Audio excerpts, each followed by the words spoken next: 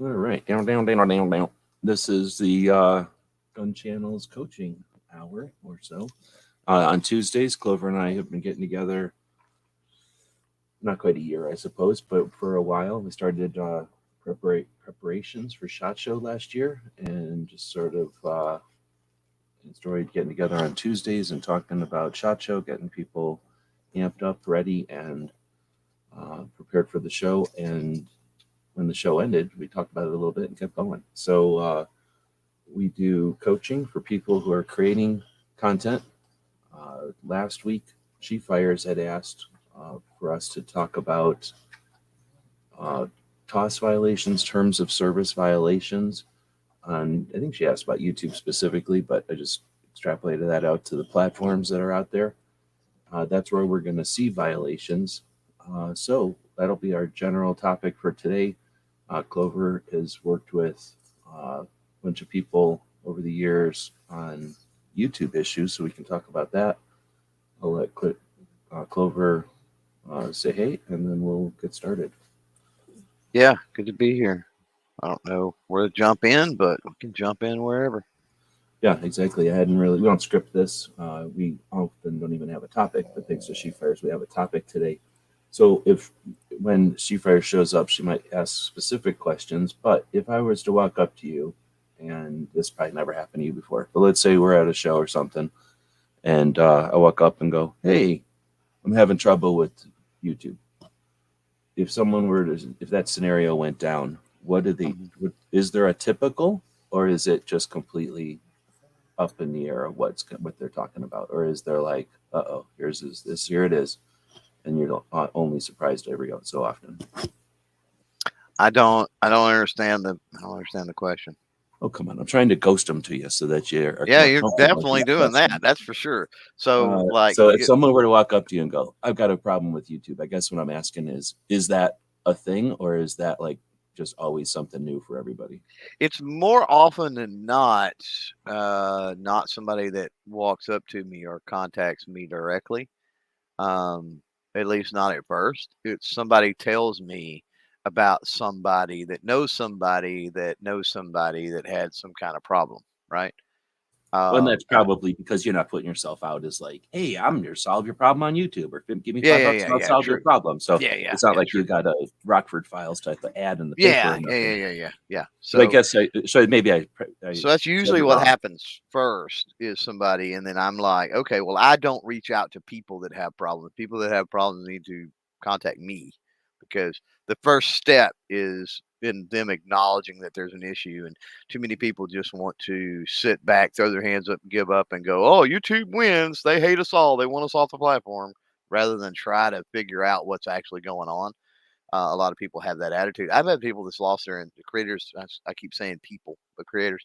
I've got creators that have actually lost their entire channels, got them taken down, deleted, whatever the case may be, and threw their hands up in the air, and then through somebody, they, you know, got in touch with me, and it's like, and I didn't even think that we could get it restored, right? And like, it's like, okay, well, if you want to try, I'm good, but I need your permission to do it, and then we get their channel back. So it's like, okay, that's interesting that the person just flat gave up and whatever.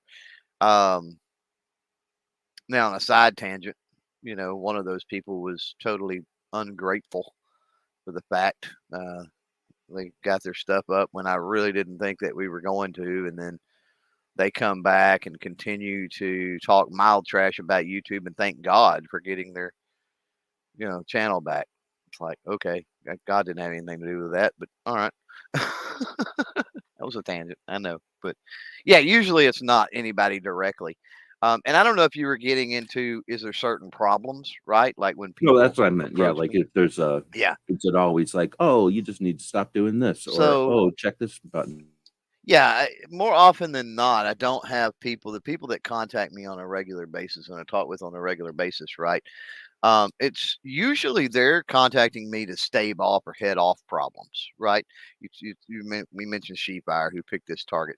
This topic. Sheepfires is one of them. New York Prepper. There's several that friends out there that I'll get a text or I'll get an email and they're just looking for advice. They're like, hey, I just want to recalibrate. When I'm talking with the people that I know with these platforms and stuff, every once in a while, I'll shoot them a text or something and I'll go, hey, when you get a minute, I want to recalibrate. Right. And that's what I call it. And it's like, okay, it's been a few months since we talked, or it's been a few weeks or whatever. And the reason I say recalibrate is because, I want to have some of the same conversations that we have, but like, is there anything different, right? Is there anything around this? Hey, I've seen this piece of content out there and I'm curious how, policy applies to this. Like, I've never seen this particular issue, or, I've never thought about this video in this context potentially being problematic. Let's get together and let's recalibrate, right?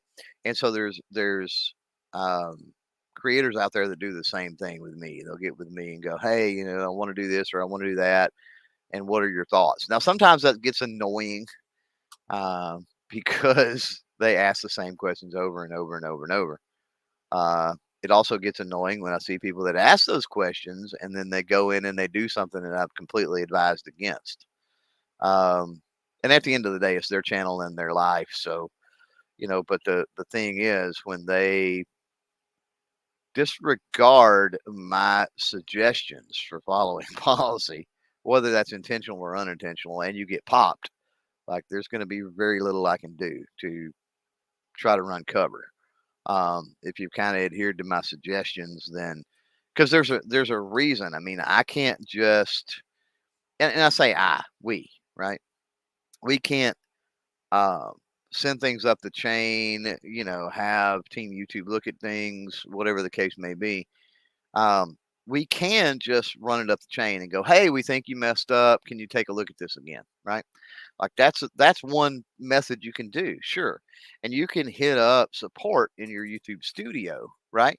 And even work on escalating those things back up the food chain. And I highly recommend that you do that because that's part of the YouTube process. But um, when you do that, you don't have, you're not able to direct, to push, to influence potentially the decisions that YouTube is making, right?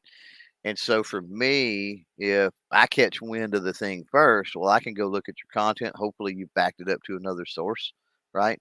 Rumble, Jooxie, um, Brighteon, Utreon, YouTube, wherever.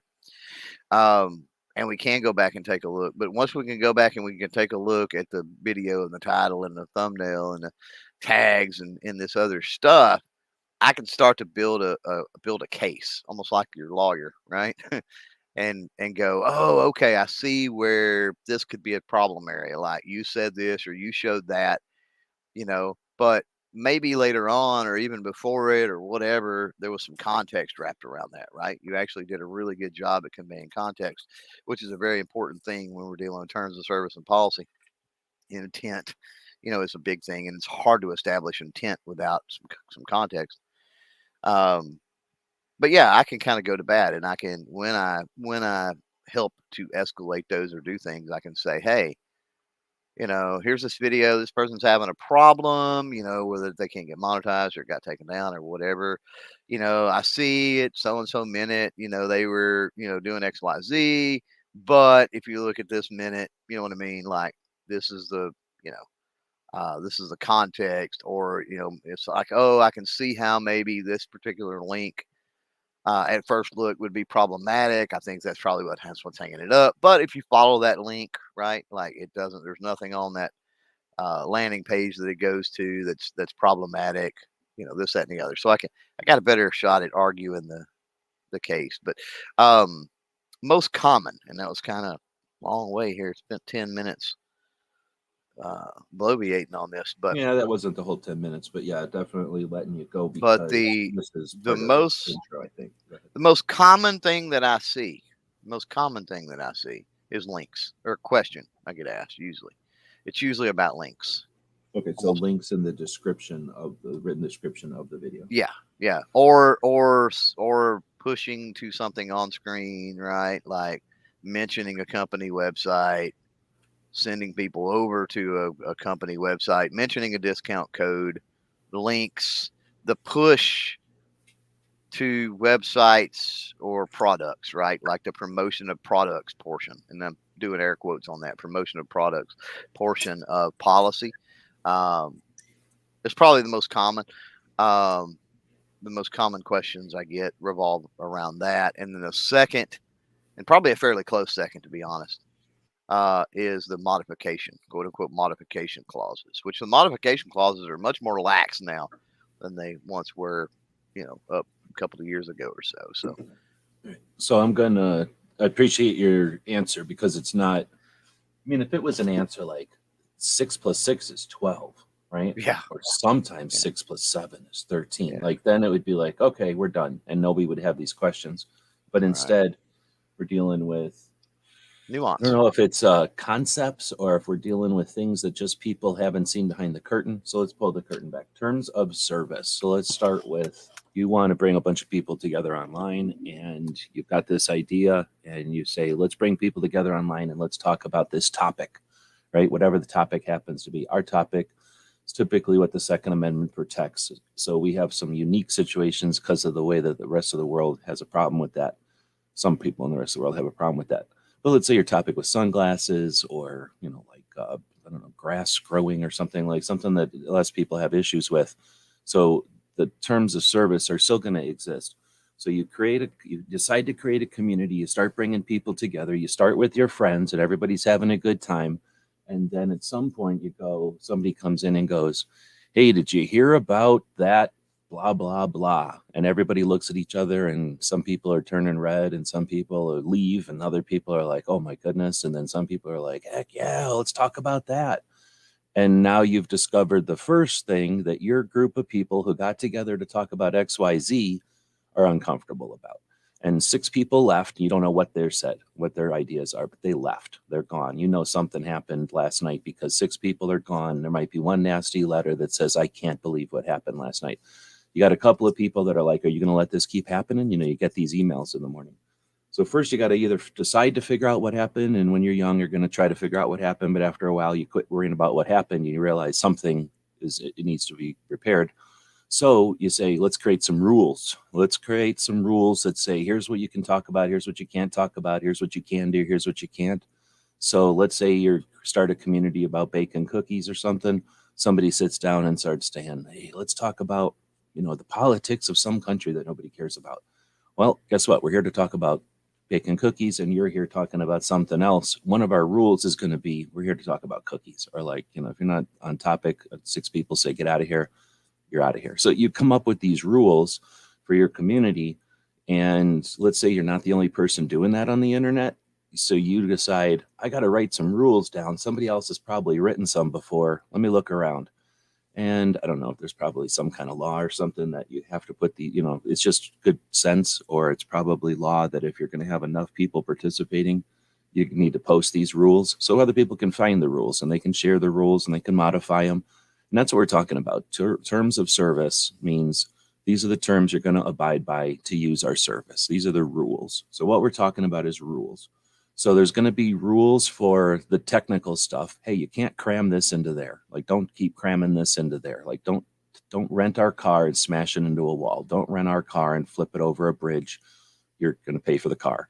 So there's those kind of rules. You're going to use our service. You're not going to ruin it. You're not going to destroy it physically. And most of us, the things that we're talking about here are not those kind of issues. Although every once in a while, just to mess with everybody, there is the mechanical issue that gets thrown into the mix that no one ever thinks about and turns out to be, a problem or a solution every once in a while. But mostly we're talking about the etiquette, the rules of what we're going to talk about, how we're going to interact with each other. And I don't know if that was too simple a way to do it, but I wanted to just get that out there because if someone just jumps into this dry and isn't familiar with it, this can be a horribly boring topic. And it is. I'm not going to try to sugarcoat it. It's horribly boring, but it's just basically the rules of engagement for these different platforms. Clover has been on the platform long enough and had enough experience on the internet to understand the basic concept here that YouTube is a company made of people and they have some rules and they have some procedures internally. And when somebody has an issue, using their service, they're going to interact with that infrastructure in some way. And usually with a giant system like YouTube, I believe literally the largest system of its kind on the planet in about 6 different ways, it's unique. They're going to have their own system, but it's going to either be modeled after some other system, it's going to be kind of like some other system. So with Clover's familiarity and people having frustration over not figuring it out, he started to help. And then I guess I'm just going to speak for him, with over time some familiarity with the system that YouTube has, the infrastructure, gave him some awareness of how it all works and what their goals are and what they're really trying to do and how they actually do that.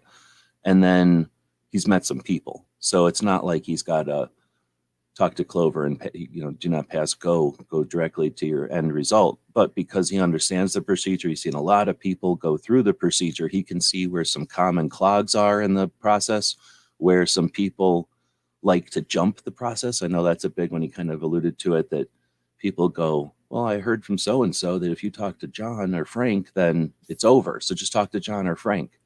And Clover knows that if you just keep asking John or Frank and they just push a button, that doesn't solve nothing. And then everybody on the planet has the same problem. And now the problem isn't solved at all. Now he just created a whole new problem. So, he's not responsible for all that, but he understands that concept, if I described that well enough. Yeah, and that's good. Yeah. Yeah. So I think I wanted to just kind of start off with TOS. So as I asked if there's any questions out there, we still going to figure out what Chief Fires had in mind. Yeah. In terms of services, non-niche specific, right? I mean, there's a lot of nuance, and that's why we do this, particularly pertaining with firearm related content. Why we do these shows is because nuance, I mean, it leaves a lot on the table. In terms of services, less about the nuance aspect and the niche and more about the account itself and the activities that you're doing yourself. So, what I would say real quick before you get into TOS is keep in mind, a lot of people will say, oh, YouTube's got crappy policies, or this platform's policy, that platform's policy. Well, what policy? Because we're dealing with multiple policies. So make sure that you keep that in mind. Just because you're compliant on one policy doesn't mean you're compliant on the other policies, right? It's multiple policies. And so terms of service is the overarching, right? Multiple rules, you mean? Like there's the rules of how you work with each other. There's the rules with how you do business here. There's the rules. And they're all similar, right? Like they're all similar. Well, they overlap. That's like right? picture state, picture federal, state, and local laws, right? Federal, state, and county. Am I still here? Yeah, I just muted because my co-host would be in here. Oh, well, that was my screen went black. It was weird. Yeah, so picture it like federal, state, and local laws, right? Or federal, state, and local or county regulations, right? Terms of service is kind of the same. Policies on these platforms are kind of the same way. You've got the overarching, which is usually TOS, the terms of service, right? And that's just being on the platform, whether you're a viewer or creator or whatever, contributor, whatever the case may be. And then you've got, okay, if you're monetized, here's a policy for that. Oh, okay, if you're creating content, if you're not a viewer, here's a policy for that, right? So you've got terms of service, monetization, and community, which are the 3 big policies for, of course, YouTube and most platforms. Another way that I think is, let's say there's a movie theater with a movie going, and you go into the mall, you're in that state, so you got those rules. Then you go into the mall, now you got another set of rules that the mall imposes, and you can pay attention to them or not, but they're still there. Then you can go into the movie theater, now you got another set of rules, you're going to act appropriately in that movie theater. Yeah. You may not sign nothing, but you've got a terms of service in there. And then you go into the movie, and now there's another set of rules, even though you're in the movie theater already. So we go through these things all the time, constantly. We're swimming through them. It's just that when we're online, they're written down in their black and white in their words. So, it's a little easier to figure out because and nobody reads really. Oh yeah, for sure. We're initiating them as we go through doorways and stuff. But the people that do read them can kind of figure them out. Yep. But that being said, that's a great point because, time goes on, YouTube figures out, or, the platform figures out, oh, the rules for our community needed adjustment. Maybe they do that every April. Maybe they do that every December, right? It would be silly. Nobody does anything in December. December, you cruise through the most busy part of your year, but in the least busy part of your year is where you change all your stuff. So welcome to the least busiest time of year. When you see weird things happen in spring, get used to growth. That's how growth happens. But anyway, I'm kind of rambling. So let's say you've got you've got these different types of terms of services. You got you're going to shut up in the movie theater, but if you yell in the movie lobby, nobody really cares, right? But if you walk into that theater again and start yelling, now all of a sudden there's a different rules of terms of service, right? You know that they're there and people break them, and there's different consequences. You yell once in a movie theater, all right, everybody looks at you. You yell 3 times, you're getting kicked out of the movie theater. Like, come on, what do you expect? And maybe sometimes you go to a movie theater and you yell twice and you get kicked out, but other movie theaters you can yell 5 times.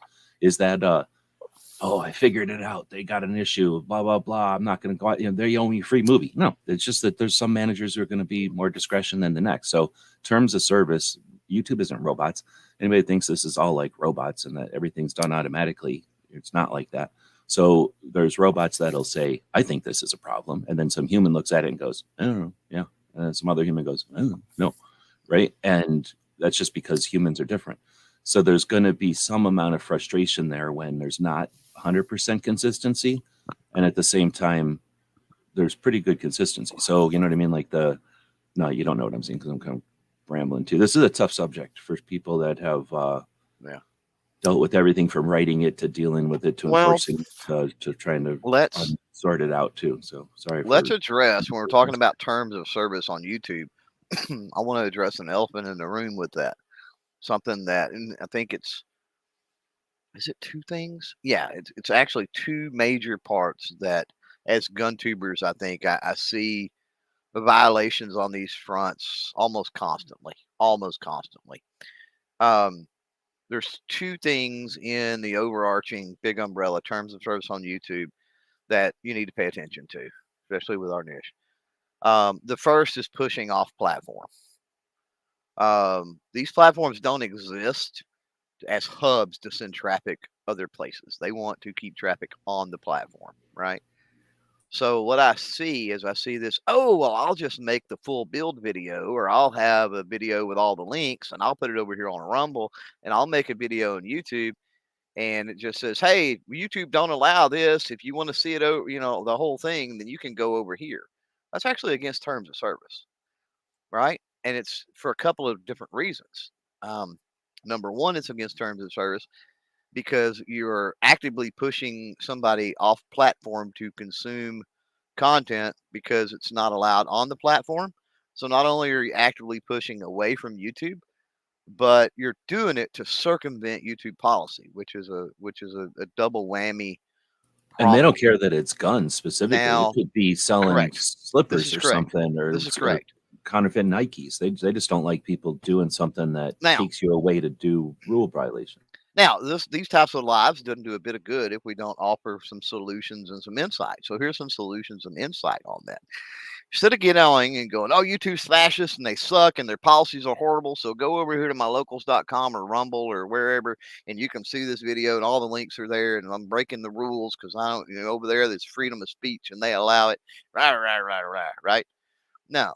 Go ahead and make your video that's YouTube compliant on that particular product or idea or whatever it is. We're talking mainly GunTuber related stuff here, of course.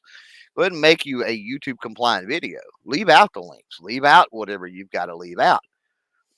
Then have a blog post, right, on your website, or have something that's supplementary, right? In other words, take your video, edit it down where it's YouTube compliant, upload that on YouTube, and then push. It's okay to push to something and go, hey, if you want to see more on this subject or more on what's going on, right? In other words, extra, an addendum, right? That's okay. It's okay to push to things. If you're pushing to things to circumvent policy, that's a terms of service violation. If you're pushing to things where there's extra elaboration on whatever the video is talking about, that could be citing sources, that could be, any number of different things. That's totally above board. There's nothing wrong with that, right? But again, we get back into context. And if you're not thinking about that ahead of time, right, and you're not divvying that up ahead of time, and let's be honest, the vast majority of people, not just creators are made up of people, are lazy. And so they make one video, they edit one video. It's not good enough for YouTube. They're not using YouTube policy as their standard. They upload it to, Rumble or wherever. And then they get on YouTube and just do a quick short or this, that, or the other where they try to link over across to it. Like it requires a little more work than that. It requires a little more forethought than that. Um, so just that's what I've got to say about terms of service. That's the two biggest things. Make sure you're not actively pushing off platform um, for the same exact content anyway, trying to move people off the platform, I should say, right? For the purposes of moving them off the platform, and then don't be or solely for those purposes, and then don't be pushing people off platform actively working to circumvent policy because both of those are a no go, and you will get in trouble for that, or you can get in trouble for that. I'm not going to say you will. People skate by. That's part of the problem. Is YouTube is so huge with so many users that there's a lot of creators out there that get by with breaking the rules constantly. Yeah, Constantly. do the speed thing. That's the best way to describe that. Yeah, it's like driving. Yeah, like driving down a highway. Like get out right now and get out on an interstate or run down a highway. How many people are speeding, right? Versus how many do you see that actually get pulled over? Um, Same thing. Same thing. In other words, Uh, just because other people are doing it doesn't make it right. It just means that they mhm. haven't been draconian. Is that the right word? Totalitarian in their Just haven't gotten enforcement of it. caught, and they may not ever get caught. And I mean, who knows, right? But that doesn't mean that the policy doesn't exist and the capability, right? Now, rules aren't necessarily designed to be like, we know everything that happens on our platform. They're designed to guide. So Yeah, guides will direct and they yeah, will focus, but they're going to miss some things and they're going to, miss aim. They're going to right. grab some things that don't And need to be grabbed and they're going to suggest yeah, things that are wrong. But it's our goal to work with most of this, especially elaborate ones like the big platforms we're talking about tonight, hmm this morning. Um, the big platforms have something where let us know if our aim was wrong. Let us know if we were wrong. And that's where Clover's help really comes in. Because what we're really been just doing is yeah, describing the situation, but there's the nuance and the application or the finesse. That's the part where mhm, there's not a lot of room for that, but there is room for that. And you just either have to yeah. be familiar with it or be willing And to spend time on it. And I hear the argument a lot, and it's on the surface, it's a valid argument that, oh, if they're going to have policies, well, they need to be consistent in enforcing their policies, meaning they don't need to let anybody get away with it, right? And that would be like telling the Texas State Highway Patrol, hey, you need to pull over everybody for speeding. Well, first of all, there's not enough officers, right? Like literally, there's not enough officers or infrastructure or anything else to accomplish that, right? And the same thing goes with YouTube. So you've got that. The second thing is if we ask for a draconian boot on the neck clampdown like that, what are we asking for? Like, really? You want me to go to YouTube and petition that they whack everybody at every possible turn and chance they get a chance to whack somebody? Like, that makes no sense. That does our community at large no good. And one of the reasons it doesn't is it doesn't give us the room to cite examples and experiment, right?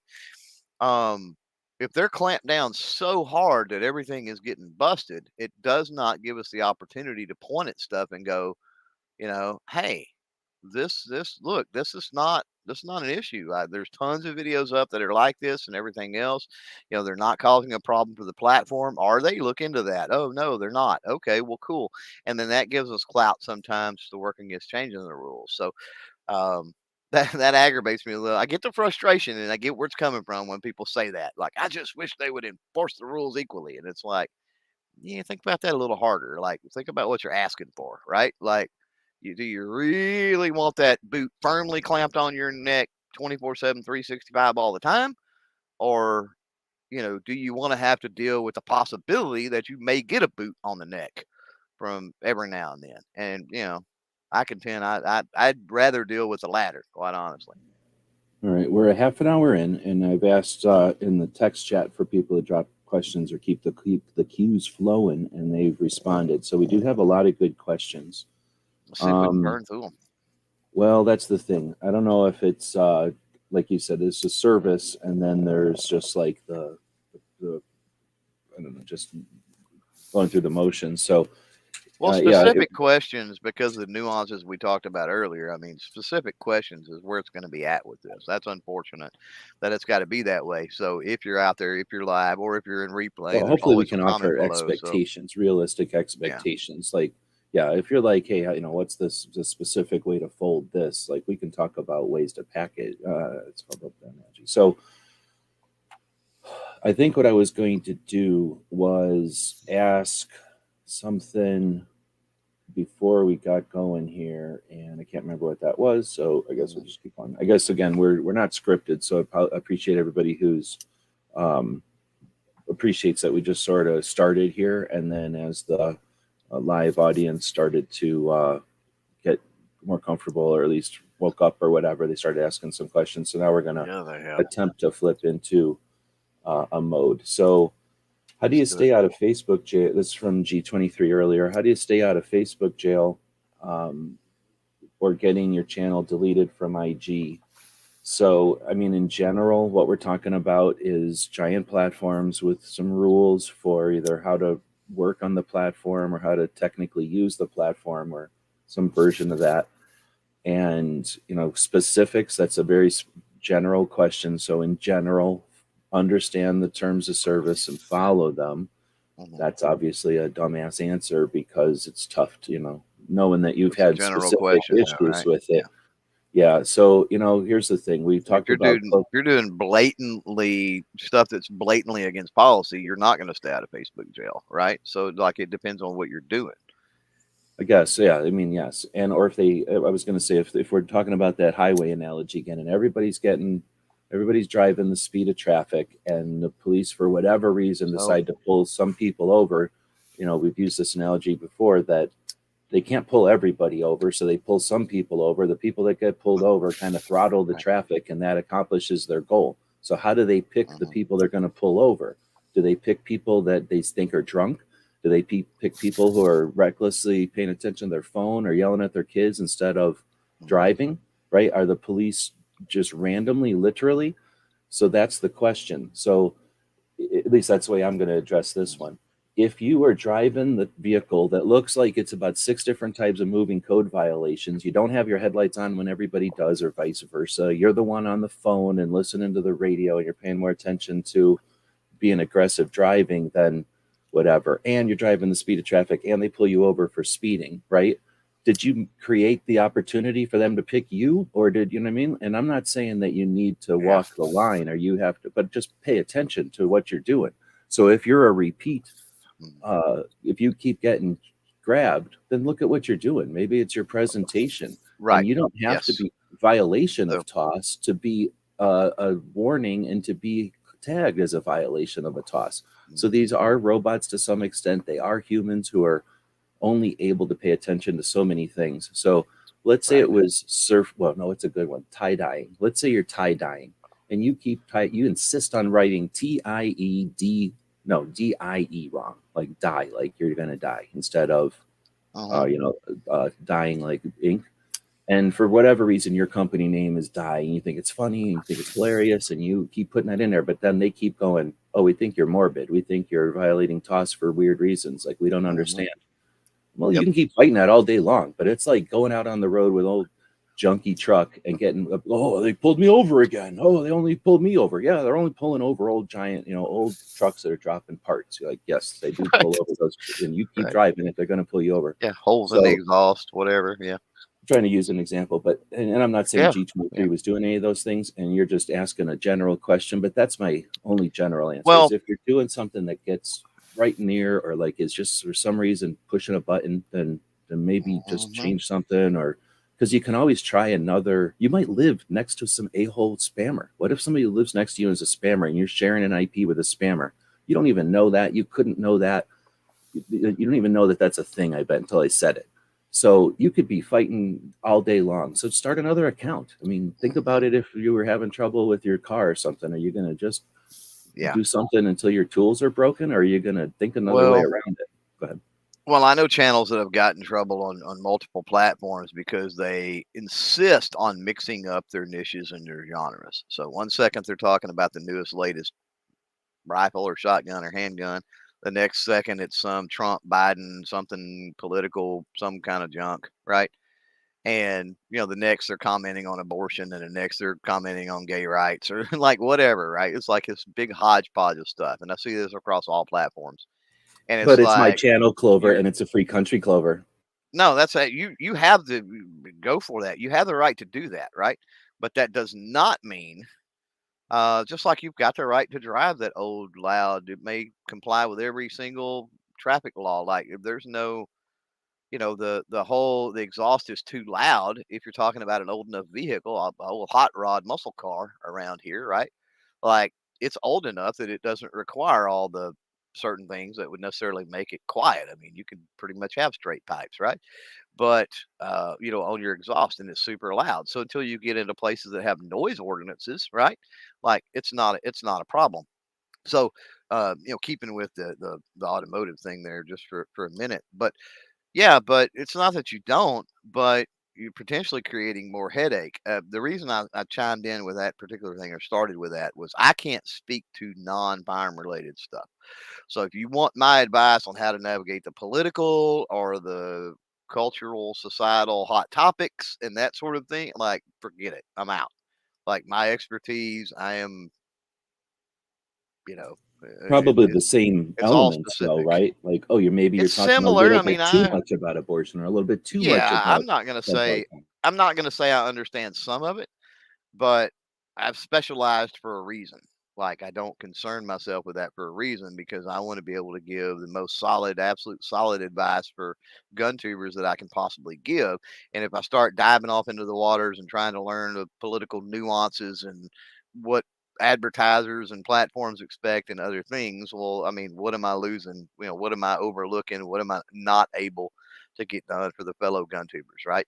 So let me speak to the gun tuber side of things with G23's comment. He says, how do you stay out of Facebook jail?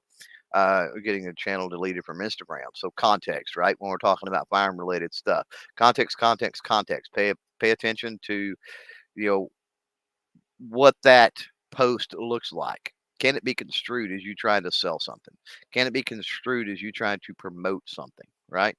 That's one of the biggest things is to be able to look at that. Now, if you are a standing brick and mortar, that's actually okay. You can actually post things from your store and things like that. That's not to say that there are not businesses that get popped for that. A lot of times they, end up winning an appeal on that side if they, are able to prove their brick and mortar. Um, so even then, it's not an even playing field, I guess is what I'm saying. So as a non brick and mortar, when you're dealing with Facebook or Instagram, um, yeah, make sure you're paying attention to those posts and you're thinking, could I use a better word there? I mean, does that sound like maybe I'm trying to sell this? Or does that sound like I'm trying to, push people to this? But even then, you've got these nuances with what items, right, we're talking about. Obviously, if it's regulated items, that's where it gets really hairy with any kind of platform and any kind of policy, right? If I can take my 6-year-old granddaughter, we can go to Walmart and I give her a $20 bill, she can go back in the sporting goods section and she can buy that $9.99 4-power Tasco air gun scope, right? Like she can buy a scope. It's not a problem. It's a scope. She can't buy a pocket knife. She can't buy a shotgun, right? She's not old enough, blah, blah, blah. But, you know, Girls can't there buy pocket knife. there are things, right? There are things that are is what I'm saying. There are things, depending on the item, right, that become problematic just because of potential regulation. And if you stop for a minute and you think about big, huge platforms, lots and lots of users, global in nature, all these other things, when you start having items, the problem is not that they've got a legitimate concern about the liability of people pimping those items and potentially, people buying them and it's not supposed to have them, and they're circumventing legislation and regulation and that sort of thing. The problem lies in the regulation and legislation. So put put a pin in that, put that on the shelf because that's what we need to be fighting more. So the platforms will follow eventually whatever the consensus is. Like if there's less an assault on the Second Amendment, the platforms are going to be a little more lenient to firearm related content and stuff like that. The less regulation we have, so I would say context. Mind the words that you use. Make sure that it does not look like you're selling anything, and then make sure that's especially true if you're talking with anything that's got any type of regulation. That's a magazine, ammunition, a firearm. Um, what else has to be, suppressors obviously are on the NFA, things like that, right? You also get into potential regulation and nuance when you start talking about binary triggers, when obviously bump stocks, potentially even pistol braces nowadays, 80% lowers, right?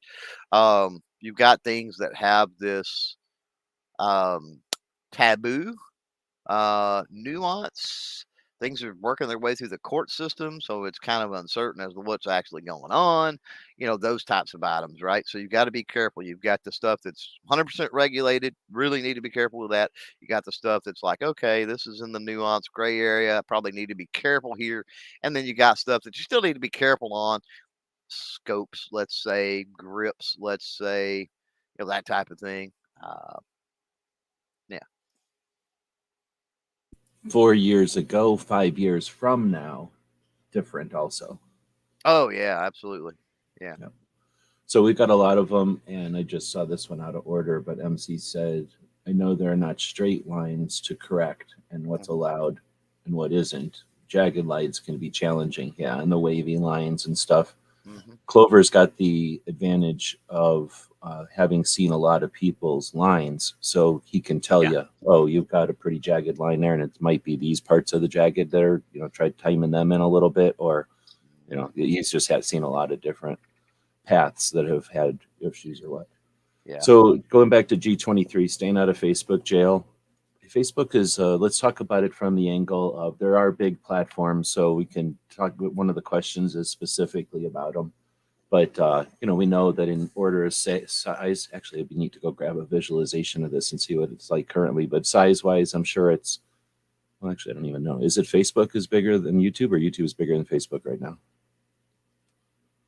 I believe YouTube is bigger than Facebook. I would think YouTube's bigger. It's got to be bigger because of the file size, but I'm Unless thinking they're file counting- size right away. Unless they're counting Users or something. depends on if they're counting Instagram as a part of Facebook. I don't know what. No, it's separate. Usually for the number. Meta and yeah, I don't count Meta as a thing because totally different type of user base. There's a lot of differences. But anyway, so when we're talking platforms, we're talking the YouTube, the Facebook, the Instagram, the TikTok, whatever the big 5, 10 would be today. But they change a little bit, the top 5s today, and then maybe the others, and then if you start thinking of things like Discord, Patreon, Amazon, eBay, right? Do you count those as platforms? Yes or no, right? Or you count your channels there? Yes or no? So staying out of Facebook jail, I guess what I was going to say is if you start thinking about all these different platforms that are out there, they've all had different types of abuse and frustration. So their terms of services are only in reaction. Like, trust me, they're boilerplate when you start, and then they're edited and changed due to reaction. Like, nobody sat down and said, oh, interesting. They're both almost the same size, about 2 point something billion users worldwide, I'm guessing, because we don't have that many here. So it's interesting. Yeah, that 500 million users, when you consider that both of those companies deal with millions and millions of fake accounts on a daily basis. Daily, yeah. You know what I mean? Like So they're right there have, together with those numbers for sure. You got to have systems and departments of people, employees you're paying just to delete spam, so that you're not deleting real stuff and that you're actually deleting the spam. So it's a monumental task that they got themselves into by building it the way they have. But that being said, the platforms are each unique. They are used different ways by different users. That means they're abused different ways by different abusers. Some of them that have no money involved are probably less financially attacked, but they're probably more socially attacked, right? And then listen, we haven't even talked about the people that are maliciously using the system, not just doing malicious things on it, but like going in there and just being weird and doing horrible things. So these platforms that get big, they got lots of stuff on their mind, I guess is what I'm getting at. And if you're going to expect an individual level of service, then go to a smaller place that can know your name. But if you want to go to one that's huge, expect the level of service you would get at an airport or Walmart, and don't expect the level of service you would get at the mom and pop's single location diner, right? And, realistic expectations, I guess. That being said, we've used all of them. I've dealt with some issues. At least I've been adjacent, watching people deal with issues on all of them. let's say you knew somebody at one of them. We knew somebody at Facebook for a while, but guess what? After they leave and then years go by, you don't know anybody at Facebook anymore. I knew once people knew at 3. AOL. Huh? Yeah, I once knew 3 fairly high up at Facebook, but this has been, I guess I lost the last contact at Facebook like 6 years ago, maybe, or something like that. It's been a while now. I knew the top people at AOL. Yeah, but didn't Mhm. much good anymore. So Yep. so that, thanks for the question, but that is a tough one, and hopefully we gave you an answer that's appropriate for that one. Yeah. And then the next one is from Mike saying, funny thing is how many people actually read the terms of service agreements. Yep. And then he followed up with, First thing that goes or in the read trash the updates. when you bought a new video game, right? That was like the first thing that went in the trash. Didn't think about that, but yeah, certainly you just scroll to the Nobody bottom if reads you that. have to, or click next. Nobody even Yeah, digs into nobody that. reads that. There's not much you Software, can whatever. do, because if you want to use it, you have to agree to their rules, and most of the rules are boilerplate, meaning they're the same. They just erase the specific name and put their name in there. Yeah. Because lawyers are going to say things like, you don't own this game just because you bought a copy of it. You Right. don't get to go in and smash it up or something. You can't do something gross with it and then say it's our fault. Like there's just standard stuff. And Yeah. again, reaction to stuff that people have had in the past. But then again, I mean, when we're using that analogy, right, with not reading terms of service, not reading terms of service for something you're using, right, is one thing. So not reading the terms of service to create an account to watch YouTube videos, right, to create a Facebook account just to follow other people and read what they're doing, that's a much different situation, and the terms of service are much less important than if you are utilizing. You're not consuming. You're creating content on said platform as well as potentially consuming. I guess you can create and not consume at all. Um, but yeah, it's a different situation from a creator standpoint than a consumer standpoint, terms of service. So yeah, I totally agree that the vast majority of people don't read terms of service, but also the vast majority are consumers, not creators. And so it's a lot less important in that context. You're right, G. It's like, hey, I want to use this software. I downloaded the software the other day. I didn't read the crap. I just clicked the box and clicked next. Why? Yeah, Because I want to. I didn't care about the terms of service. I just wanted to use the software, right? I just wanted to be a consumer. And they're going to be a lot different. The terms of service for being a user are don't record this and sell it, for being. So I was going to say it's the difference between watching NBC or CBS or making a TV show for NBC or CBS. They're going to give you a different set of rules. Well, what are you going to, if you're just consuming the content, what potential liability or trouble could come out of that, right? From You somebody record it and you say, this is mine. I own it forever. And I can sell people, for $5 You could, if you've got access, I guess you could, right? But that would bleed into existing copyright laws potentially, and other protections and other things too. So, and at the point that you're downloading that or screen capturing that and posting it somewhere else or sharing it for it to be a problem, right? You haven't just downloaded it and put it on a backup drive for your personal use. You're actually going through the art of stealing that content from a platform and redistributing in that. At that point, you've moved from a consumer into a creator, have you not? I mean, yes, technically, but yeah, not really creatively, but you are creating. Right. Okay, I went out of order there, but appreciate everybody sticking with us here. The next one is from DJ. What do you think about the last revision of the terms of service for Discord? Is it too limiting? Is it better than YouTube? How strongly has that influenced the migration and adoption of the Gilded and other? I don't know if there are other, but Gilded is an alternative to Discord.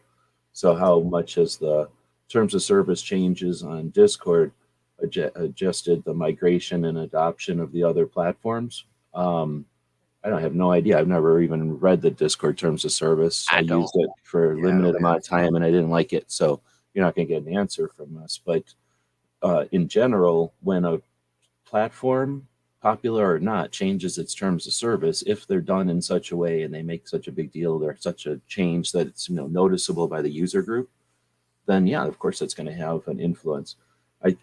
I don't know if it was this one that he's talking about, or I think they did something. It says Discord's gross and it's horrible. It's like having a bunch of storage lockers and you charge people $5 to use the storage lockers, and we don't care what you do in there. What do you think's going to happen in there? Gross things are going to happen in them storage lockers, right? Mhm. So I guess it's fine, do whatever you want to do. But my problem with them is I don't want to go down a creepy hallway of storage lockers and have to go to room 545, right, in order to meet a bunch of people. I'd rather go to like a mall and have it say, hey, go to we're making this strip center into a bunch of different clubhouses. So come Mhm. meet us. And each one has a storefront. Each one has posters and signs and lets you know what's up. And it's an open door. You can walk in. You might not get all the way to the back room, but you can come in the front room and you can say, hey, and you can interact with the people that are hanging out up there. That makes sense to me. Like, let's do something. If you want a Right. community and you want to create a community of communities, awesome. But if you make it like a bunch of, hey, there's a door that if you open it and go down the hallway, you'll get a bunch of numbers, and some of them will be open, but most of them will be locked. And if you knock right, you can get in. And then it's anything goes. Have fun. That might be awesome. It might be creepy as hell. So it's creepy as hell. So Discord is creepy, and everybody that goes over there is, willing to deal with that. The difference is Gilded is exactly the same, but on, you go down the hallway of the storage locker doors, but on the other side, there's a big storefront. You can make as much of your Gilded public as you want. Essentially, for people that aren't familiar with these two dumb words we're using, Discord is a stupid word and Gilded is an even stupider word. And these are because they're made for video game kids to sit around and lurk at each other when they're playing video games. So they don't, their new thing to do is to watch each other play video games. And everybody goes, oh, blah, blah, blah. But everybody sat around watching each other play baseball. So I quit acting like everybody isn't used to sitting around watching each other do stuff. It's just our tendency or something. So people sit around watching each other play games. And in order to be mean to each other better, they set up another way to chat with each other, because the game might only let you chat with the people playing. So the people in the audience watching you can't yell rude shit at you. So, hey, let's make a system that lets us say weird shit to the people playing the video games, because why wouldn't you? That's the fun of it, I guess. Mhm. So if you're going to create a place for people to be weird at people that are playing video games at each other, Yeah. what do you expect it to be? Full of gum and snot, and there's going to be soda on the floor. It's just like can you imagine turning on the lights and hanging out in a movie theater? That's what Right. Discord is. Yeah. So you want to hang out Whatever. over there? Great. But they probably were like, hey, there's too many fires getting started and it smells gross already. So you got to wash your shit out once a month or Mhm. something. And everybody's like, I got to wash my shit out once a month. I don't like this place no more. But anyway, that's my. Freedom of speech, right? Um, so yeah, you went down exactly the road. I can't speak to Discord. I don't use them either. I mean, I tried there for a little while. I'll be honest about it. So I don't know anything about the specific terms of service updates or anything else. But what I will say, this is an opportunity to talk about the whole idea of alternative platforms and using some other platform and blah blah blah. So people go, oh, you need to go over here to XYZ because freedom of speech, and they don't censor or regulate or do this and that. It's because they don't have enough people for all the weirdness and crazy to start for them to have to institute policies, right? And start censoring certain things, right? That's why that is a free speech beacon, if you will, right? And a lot of people don't understand that about platforms. Like the more platform grows, the more users that they have on the platform. One bad apple spoils the bunch. We know this. The more users that we get, how many more goofballs and crazies and other things are you bringing into the mix as far as users of that particular platform or service? And so the odds increase of things, spamming and scamming and just uh, weirdo activity that needs to be addressed through some type of policy, and these platforms update their policy. So it's one of these weird issues that's almost self-serving self I don't even know the word.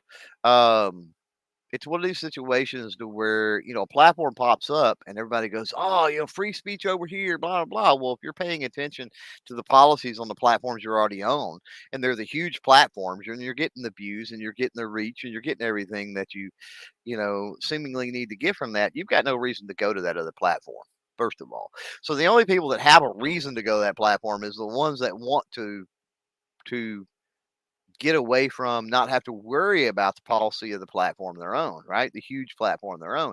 So when they jump to that small platform, they do all kind of weird stuff because they can. I mean, they're not bound by anything. And then you get a bunch of weirdos on that platform, and then it can only grow so much. Like weirdos are only a certain amount of the population, and people that want to watch stuff or weed through the weirdos to Yeah, watch and stuff deal with them. That's is the thing. even less. So these free speech, quote unquote, free speech platforms that pop up all the time, like, yeah, I would love to see some of them dominate. But the fact is, they're going to have policies in play, and they're going to piss off some people, regardless of what that policy is, or that just having the policy. I had to do that with a platform that I had. Once I got up to about 1,000 members or so, it's like, oh, okay, we need to really rein in and kind of tighten the policy here a little bit. It was pretty generic, just like don't do illegal stuff, and don't be hateful and mean, Be more than dicks. anything. It's pretty simple before, right? Like common sense, like we're hanging out at the gun shop type thing, like just be cordial. um but as we started getting that, I mean, we had to develop policy a little bit, and it wasn't anything draconian or anything like that. It was things to help manage the platform better and just make it a better experience. um, and got all kind of pushback, like, "Oh, you're freedom of speech, and you're updating your policy on this." And it's like, we got to, like, it's the evolution of a growing platform. So, So let's say understand you that aspect of things too. I mean, I was going to use a hippie commune. Hippie communes are great until some jerk comes in and just steals all the food and leaves. And then they're like, oh, wait, maybe we shouldn't be a hippie commune like that anymore. Or at least we should put a fence around it or something. You know what I mean? Yeah, So, but I was going better to also better say, vetting process of who you let in. Yeah, yeah, I mean, you can be free all you want, but individual freedom still has liberty. And liberty means you got to be aware that other people ain't going to dig your freedom or they want your freedom. And that's part of, you know, vigilance. You have to be yep. vigilant for your own entity and then for your community. Hmm. So Yep, I'm yep. going to say though, think about like a gun show or something. Let me see if this works. So you're a gun show, you're starting up, you make your rules, everybody be cool, right? Everybody's fine because nobody's there to cause trouble. Well, somebody starts cosplaying. They start showing up and they're role playing or cosplaying something. I mean, imagine maybe a video game, maybe a book or something, whatever people cosplay. And it's no big deal. And then, but let's say that something happens and playfully there's a little competition and it grows and then time goes on and people get used to some people are showing up. Maybe it's like Harry Potter is super popular and those like houses of Harry Potter or whatever they're called. And everybody's just having a good time with it. But then something happens, like during one of them, roughhouse and playing around, something gets knocked over and something valuable gets broken. And everybody decides, let's draw the line. Let's make it where if you cosplay, you can't have blah, blah, blah. Some simple rule so that, it doesn't get out of hand. 2 years later, somebody comes along and goes, this gun show won't let us cosplay because they don't understand the difference between guns and fake guns and they hate the idea of people having fun. Like, you know what I mean? That kind of stuff happens constantly where there's just rules in place because of something happens, time goes on, somebody comes along looking for something to be upset about, looking for some way to blame what their problems are on a policy or some infrastructure.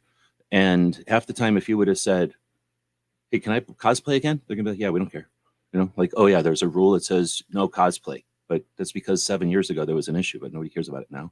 Not every rule is like that, but I'm just putting that out there that when you're a small community, things happen, and large communities, yeah, they're going to have a department that goes through and combs that. They're literally going to talk to experts who are using the service and say, how is our policy working? Give us feedback. If you can, like, give us detailed feedback so that we can better our process because it's getting huge and complicated and we're refining it. And hey, if we can contact you in the future because we're going to refine our process and we'd like to have people who are paying attention, who are willing to help advocate for this whole thing. And we can gain feedback from you going forward when we make changes next.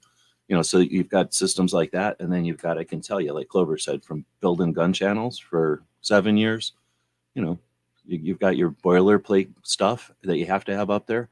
And every once in a while, you got to add something because somebody comes in from Seattle, right, and does this thing or that thing. And now you got to make a rule change about it. Anyway, rambling there. Do you want to add anything or should we move on? Oh, I No, guess DJ had a we follow up. Sorry. So asking about the Discord specifically, let us rant about Discord and just the concept of policies out there. But his follow up was, will it turn into a revolving door of new Discord style servers, constantly chasing a more liberal terms of service platform? Go backwards from this to every other platform has always been that. Literally, YouTube was kicked in the balls and kittens. People flocked to YouTube because it was a place you could post videos for free. It was a little different type of, not so much in terms of service as much as a opportunity, because they were offering a service that was a great deal.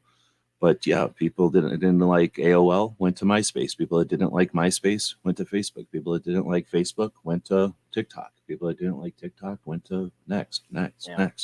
So there's a little bit of, I guess, I'm going to also add in there to what Clover said before. What do you call new adopters? There's going to be people that like to try the what's next, and then those people right behind them on the bell curve. I gotta always have the new, and I'm not going to try nothing ever. But once it's established, I'm having whatever's cutting edge. So you need both of those people, and the first people are nerds, and they're dissecting it. They're looking at it, they're playing with it. Artists, nerds, and engineers, right? They're just looking at what's out there.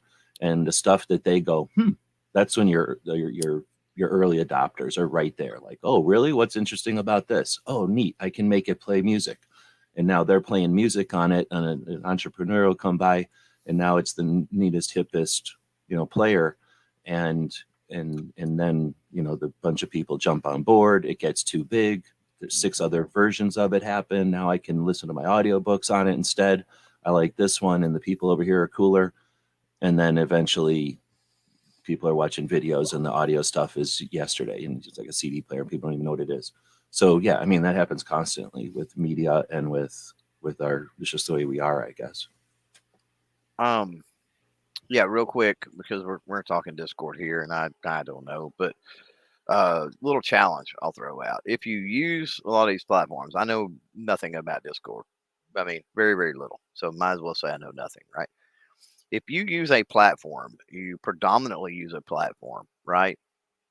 So I encourage you to learn about that platform for you to become more of an expert on that platform, the nuances of terms of service, the nuances of policy, how things operate, what are what are the methods of recourse or the, directions, if you have said problem on a platform, for 2 reasons.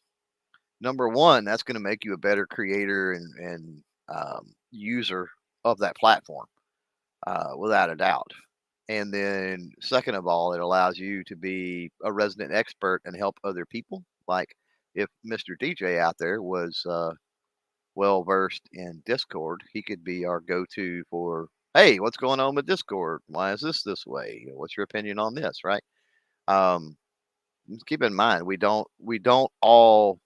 can't all be experts on everything. There's just simply not enough time in the day, and there are too many platforms and other things out there.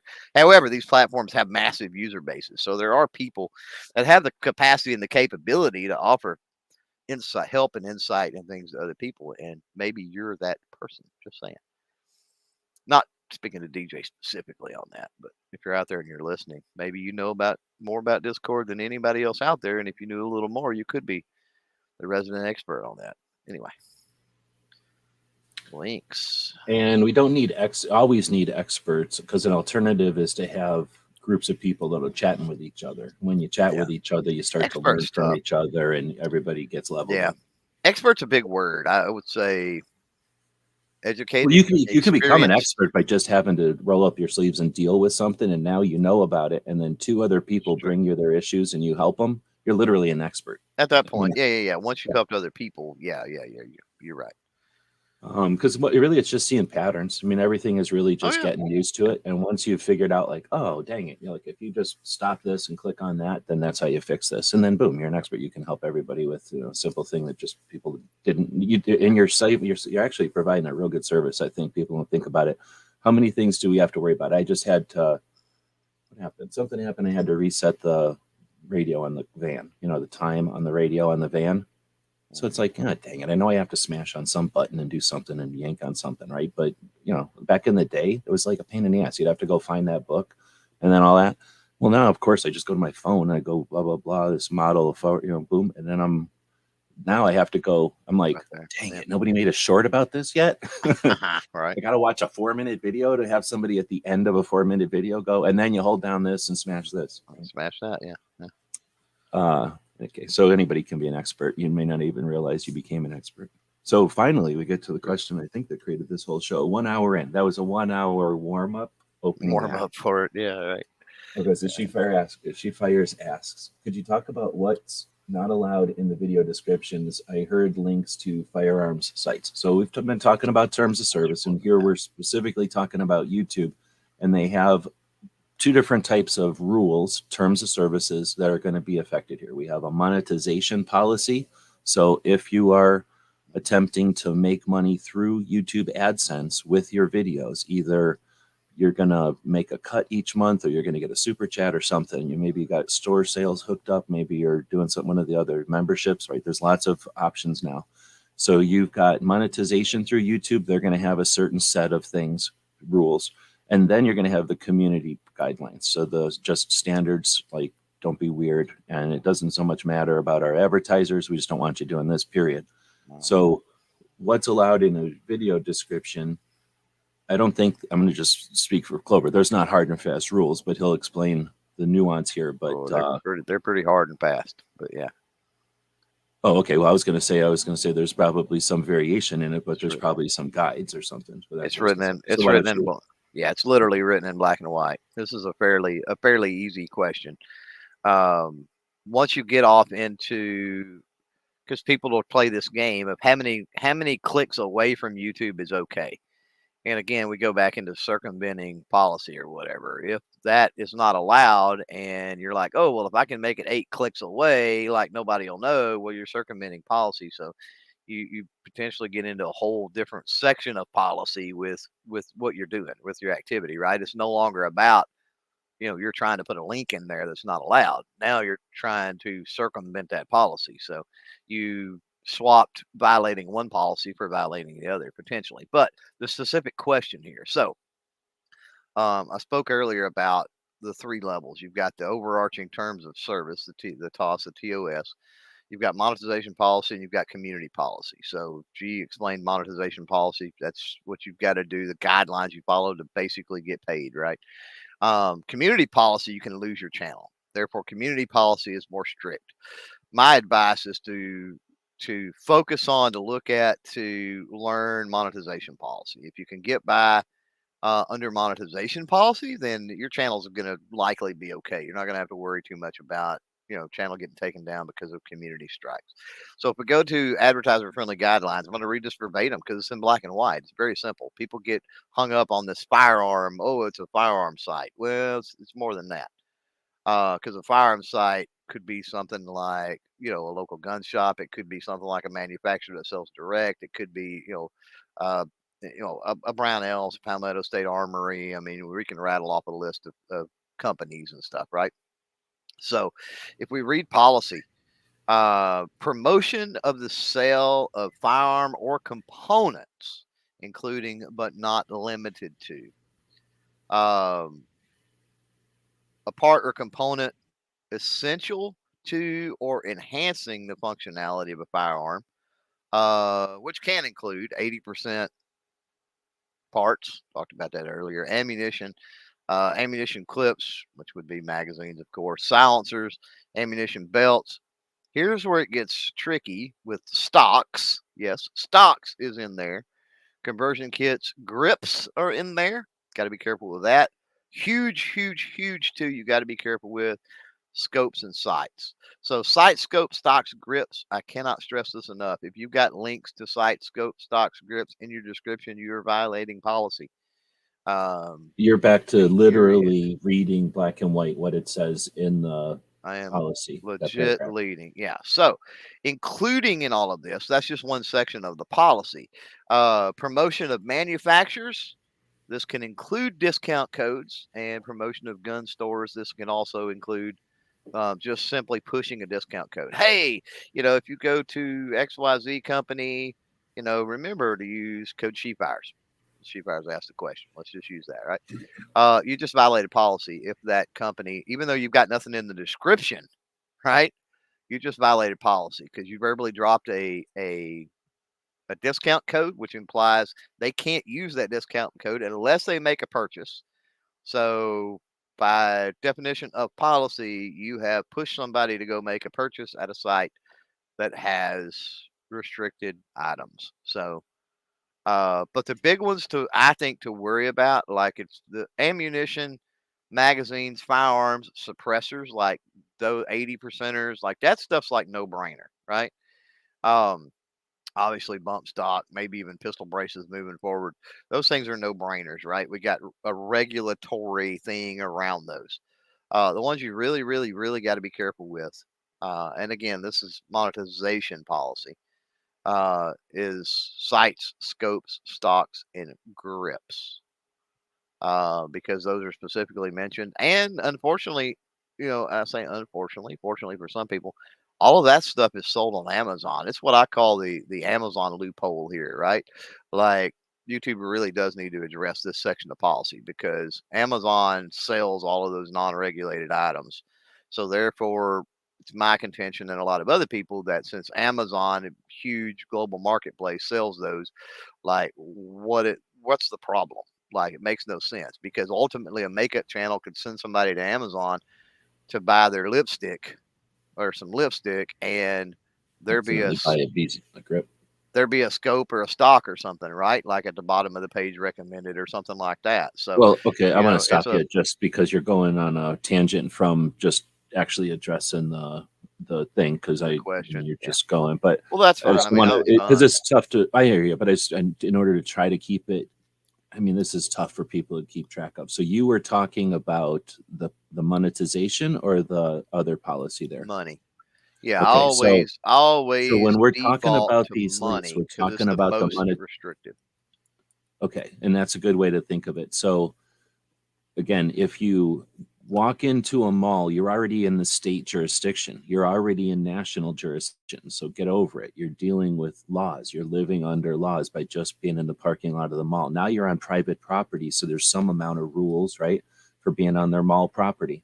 Now you walk into the movie theater, right? And now you're in some terms of service, you act appropriately for the movie theater. Now you walk into the actual movie, what am I trying to say? The actual theater part of, you're watching the movie. Now you're in a whole different type of rules. And these might be societal rules, these might be legal rules, right? And they're overlap and whatever, but that's sort of what we're Right. talking about here. You've got your Yeah. rules on the platform, period. You want to show up and use the platform, here's how you're going to behave. Okay, you want to have a channel on the platform, then we're going to ask you to abide by these other rules. You're not, when you're watching, you're not going to be a jerk in the audience. Okay, you're not going to break our system. You're not going to graffiti it up. You're not going to act like it's yours and sell it to somebody. That's essentially what the rules tell you. And then when you're creating, they're going to say, hey, you're not going to create garbage. You're not going to mess with people. You're not going to create scams, right? That's a big piece. You're not going to create scams. So that's your next layer of rules, right? That's so that you got your community, you got your channel standards. I forget, you can give me the right names for those. And then finally, oh, you want to make money with that channel? Well, then here, you're not going to mess with our people that are paying us because we don't make money out of our butt. We get paid by advertisers and we keep some and build the system. And then we distribute some to you, the person whose ad it's on, where the ad goes. And here's the rules you're going to abide by for that.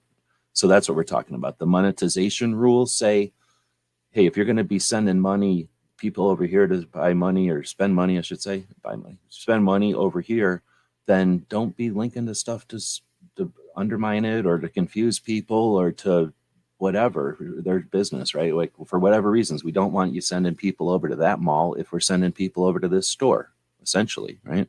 So these rules apply to people that are monetized. If you're not monetized, I guess that's a long ass way of explaining this. So I can ask this question. Do those rules apply? Everything we just talked about. I want to link to, I'm not monetized. This video isn't monetized, or if that makes a difference. I want to link to this store, Amazon, whatever. I'm asking Clover this question. If it's from ghosting you here. So if I'm not monetized and I want to link to a store, is that an issue on the YouTube? Yep. Yeah, you just So jump it's more down. You than just just jump down monetization. into. You just jump down into the community issue. Yeah. Okay, If you so that's want what to I was link, trying to if you clarify. want to link to what, right? So if you want to, if I want to monetize, then I've got if I want to monetize, then again there are benign. I'm going to use the word benign. There are benign items, meaning no regulation, legislation around them. There are benign items that are going to cause me problems trying to monetize. However, if I'm not worried about monetizing, there are still items, those that are regulated, this, that, and the other, that if you start pushing to those via whatever website, doesn't matter if it's a gun broker or a manufacturer or a gun shop, if you start pushing to those, that is a community issue. And I use the term push directly. There's another question down there somewhere that I've seen, and I don't remember who it was. It's kind of related to the same vein of thought what we're talking about here. But if you're pushing to, there's a difference between, obviously, if you're reviewing an item, right, you have to mention the manufacturer, who made it, right, and what model it is, right. I recommend staying away from any type of pricing, right. People can go look that up. That's easy for people to do. I would advise not even messing with it, not even mentioning MSRP. If you do mention price, make sure that the context is MSRP, right? And it's like, this is not my price. I'm not selling it. Manufacturer suggested retail price on this is, is such and such, right? Where was I going with that? Um, but yeah, just let's see. As far as you were saying that, well, this one I think is the question you were talking about: suppressor specific firearms, or is it the Yeah. topic within the overview of? Yeah. You can't send anybody to a website like that, period, even if you say it's for specific instructions or details, because you can say whatever you want. And that's the thing. I get so many people that contact me and they go, well, I said this in my video. I said this wasn't for sale, or I said I don't sell firearms, or I declared that this range was this or this gun was that. And it's like, that's great, but just because you said it doesn't mean it fits with the context, and it doesn't mean it was received properly. So keep that in mind. I can go out and rob a store and then stand out in the front of the store, and when the cops show up, go, I didn't rob that place. I didn't rob that store. Like, but I did. Like, you can say whatever you want to say, but that doesn't mean you're saying something while you're violating policy doesn't make it where you didn't violate policy. You feel what I'm saying? Well, People, yeah, people, and I people see don't. people trying to do that. They think that they think there's a magic voodoo phrase they can say in a video that absolves them of any responsibility of being compliant with policy. And it's like, yeah, it don't work that way. Well, it's not as I don't like that analogy only because nobody's robbing a bank. There's not any harm being done. It's This is just true. that Yeah. you're Yeah. you're doing so. It's like driving with they made a rule that says you can't drive with a bumper sticker, and somebody stuck a bumper sticker on your car, and you're getting pulled over, and you're like, I don't have a bumper sticker, and they're like, yeah, you do. I'm like, oh, dang it, I do. Okay, I didn't know I had it, and then they're going to peel the bumper sticker off, and they're going to go be on your way.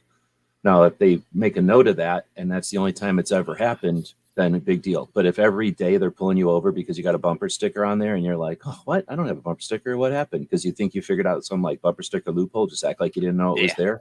Right. Yeah. What are they going to do? They're going to go, well, guess what? I think I'm pulling you over every day and you're saying the same thing. I guess that's not really what's happening anymore. So now, you can't drive anymore. You can't use this account or something.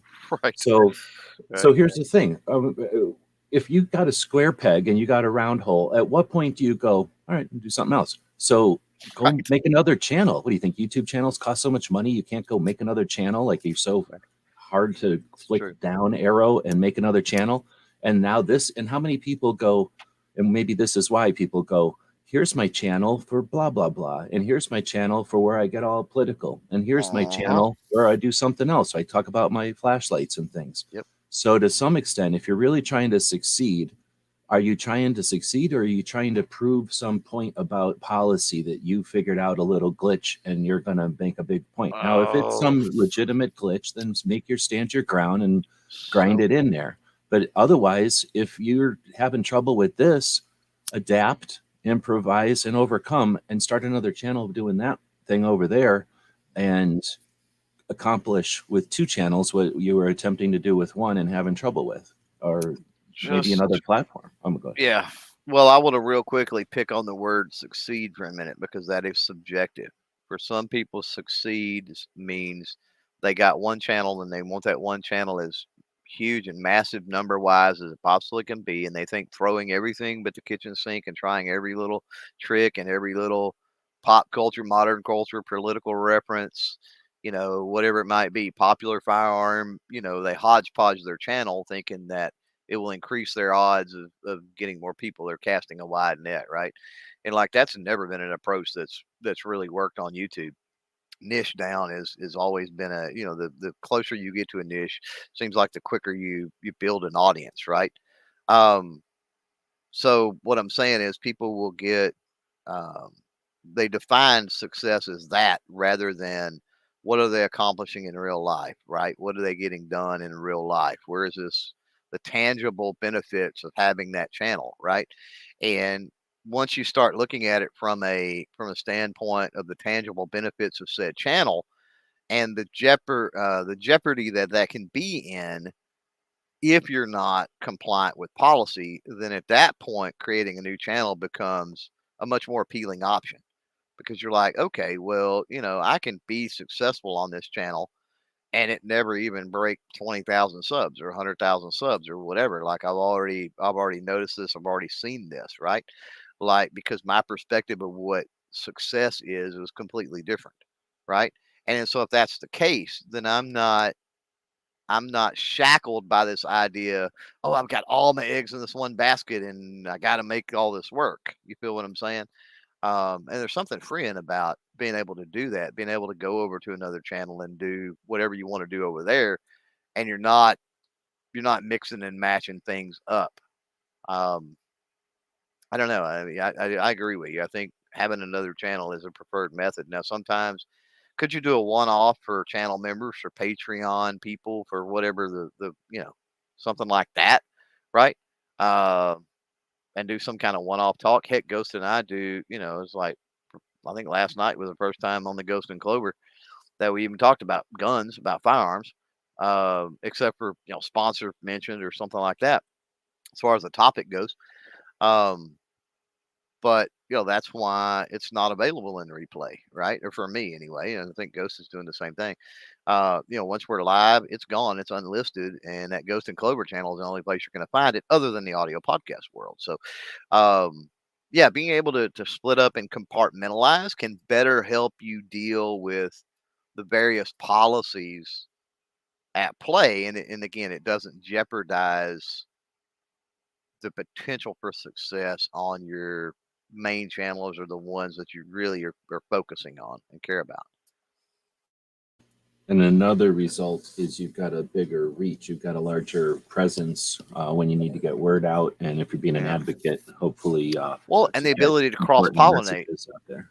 right? The ability to cross pollinate, like, is a thing. Like, if you've got 50,000 subscribers on one channel, or you've got 10,000 subscribers on 5 channels, look at the amount of feedback, diversity and feedback, just a bunch of other things, and then look at the potential for those to cross over. I mean, if your goal as a gun tuber is education, is bringing people into the firearm community, and then you eventually moving them more down the 2A road and that sort of thing. Now you've got 4 other channels. They don't have to wade through firearm stuff that they may not care about at the time, or whatever topic or niche it might be that they don't care about at the time, to see the core content that the channel was created for. But then intersprinkled in there, right? Like they're going to get some suggestions. YouTube's going to pop some other stuff up from one of your other channels. It's going to happen.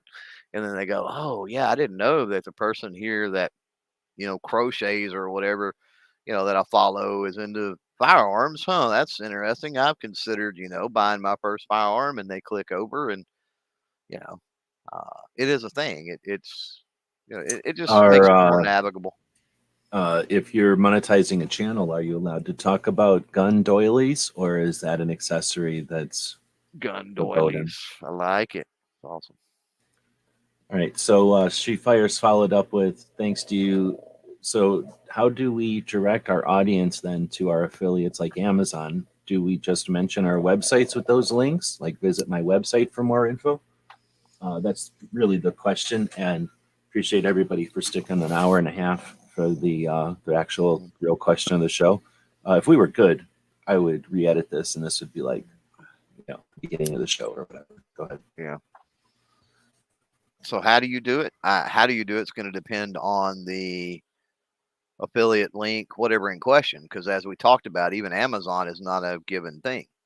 So if you're pushing sight, scope, stocks, and grips on Amazon, um, yeah, if you do any kind of verbal push, I mean, let's be So intellectually you're it's honest the here. it's the thing, not the place. So if you Right. send somebody Right. to let's say gun East Coast for a shopping bag or a morale patch, then that's not gonna be an issue. Where if you send someone to that same store for magazines, ammunition, optics. That's not true. Totally depends. If you send them to this to go get this patch, and I click on that, and I can also buy a gun along with my patch, you're screwed because you just sent Okay. somebody to a place that sells guns. Okay, so it is not so much, hey, I'm sending you there with this context. It is Does the also the item, the destination of the place. does the What the site, does the site in question facilitate the sale in some way? And it being a manufacturer that ships to a distributor that ships to a gun shop is still within the facilitation of a sale. right? Um, if it somehow facilitates the sale of a restricted item, and if we're talking monetization, again, that can be a regulated item or a non-regulated item in the context of specifically sites, scope, stocks, and grips, which are sold on Amazon. So yeah, if you push for those specific things, like you're done. Now, if you send to Amazon for, I'm trying to think of something that's benign, a backpack, a gun case, 3D right? printer, A holster. 3D Yeah, printer. definitely 3D printer, but I'm thinking more gun firearm Oh, related okay, vein, okay, right? okay. So Yeah, let's yeah. say a holster. Let's say you How send about an somebody to Amazon for a MTM holster. case guard case that holds Oh something? yeah, yeah, or an MTU case guard table or something. Yeah, exactly. So yeah, if you send somebody for something like that, you're fine. Now, if you have an Amazon influencer store and you push people to your Amazon influencer store, which has site, scope, stocks, and grips, you're screwed again. So my recommendation is to not have that stuff in your Amazon influencer store. Anything that by the black and white text of policy is And we're listed, not talking like don't have it. you do this and it's the whatever they call that hook on the airplane on an aircraft carrier, and you're done. Yeah, Instead, right. it's if you do these things, that's where you're making the decision to drive 75 miles an hour. Mhm. So if you're driving 75 miles an hour, are you the car that looks like every other car in your Yeah, opinion? Or are you the one that yeah. is flagged by whatever and is going to about to get flagged? And right, is that what a better way to say this? Like if you're Yeah. doing these things, you're not going to necessarily There get yanked. But when we just lost G, I think. I think we lost. No, there you go. I heard you. I heard something. Yeah, you're roboting. I got the I think the puppy messes with the internet intentionally. Like it's got to like move a cord or something every now and then. What I was gonna say, what I'll add, well, I guess G's trying to figure things out here. Um, what I'll add to this is, are there ways to direct? I'm gonna go more broad and abstract than she fires this question here. So this is why we can only give so much information generally, and this is the problem I've spoken about with. There's a lot of creator, quote unquote, creator gurus and creator helpers out there. And the problem is they have to generalize. They have to. And you see it here with what we talk about, even that we have to generalize to a certain extent. So if you want a more personalized opinion, little more personalized direction, then that's going to require more than what we can, unfortunately offer here, right? Because I need to be able to follow up with a lot of questions, like specifically, what are you talking about, and specifically, what's going on with your channel and that sort of stuff, right? Um, but I will give you a general way to deal with links is like I talked about earlier when we were talking about pushing off platform. So utilize your website to create a blog post that companions the video, and then you can push to the blog post. Now, that's a 30,000 foot overview. It's much more nuanced than that. If you push to a blog post and there's big ads on the sides that sell ammunition and you're screwed. Again, you're screwed.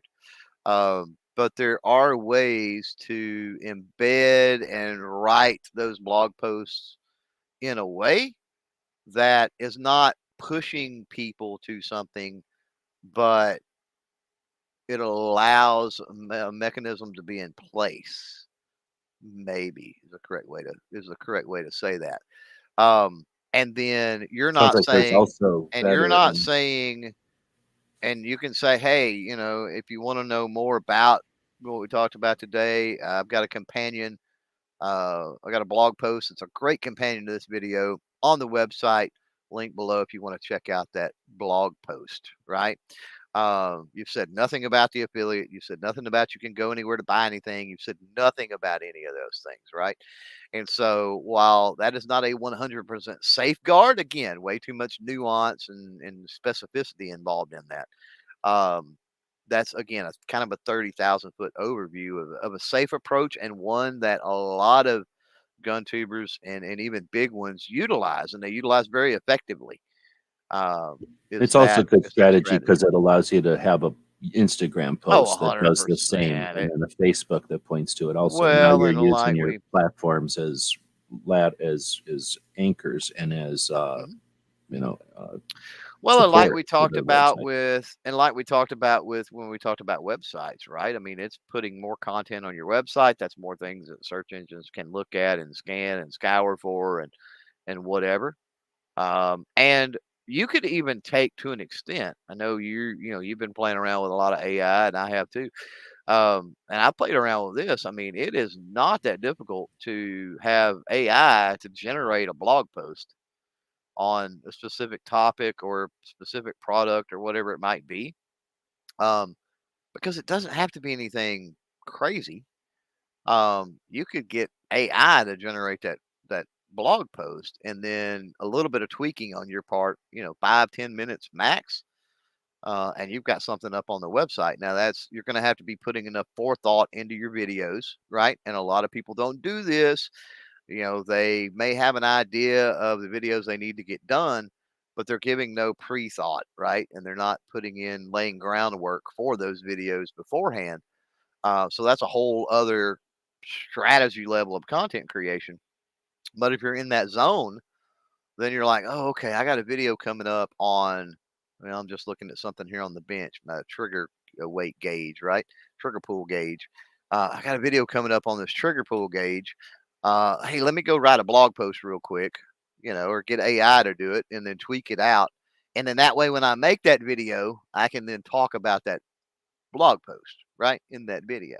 But it's the cart before the horse scenario. Like once you make that video, you know, you could, if you're not going to make that video public right away, I guess you could mention the blog post and then go make it after the fact and put the link in and do all of that. But um, utilizing your own website and blog posts and also email.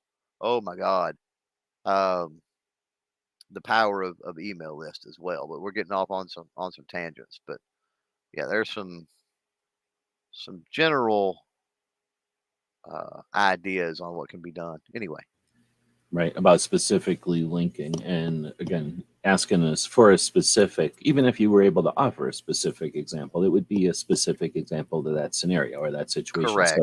the idea is to have some general 30,000 foot views and And totally open to specific to stuff. I be mean, just get with it. understand that it's a moving target and you're going to be Yeah. adjusting things. None of this is set it and forget it. And if anybody tells you it's set it and forget it, they're either they're not paying attention or they're doing it wrong. Like they're not, there's other ways they're doing it a very Right. an unorthodox way that may work, but it's also kind of anyway. Getting into now other ones, we'll do a little bit of a speed round here. I don't know what kind of time you got for today, but we're an hour Still and a half good for into now.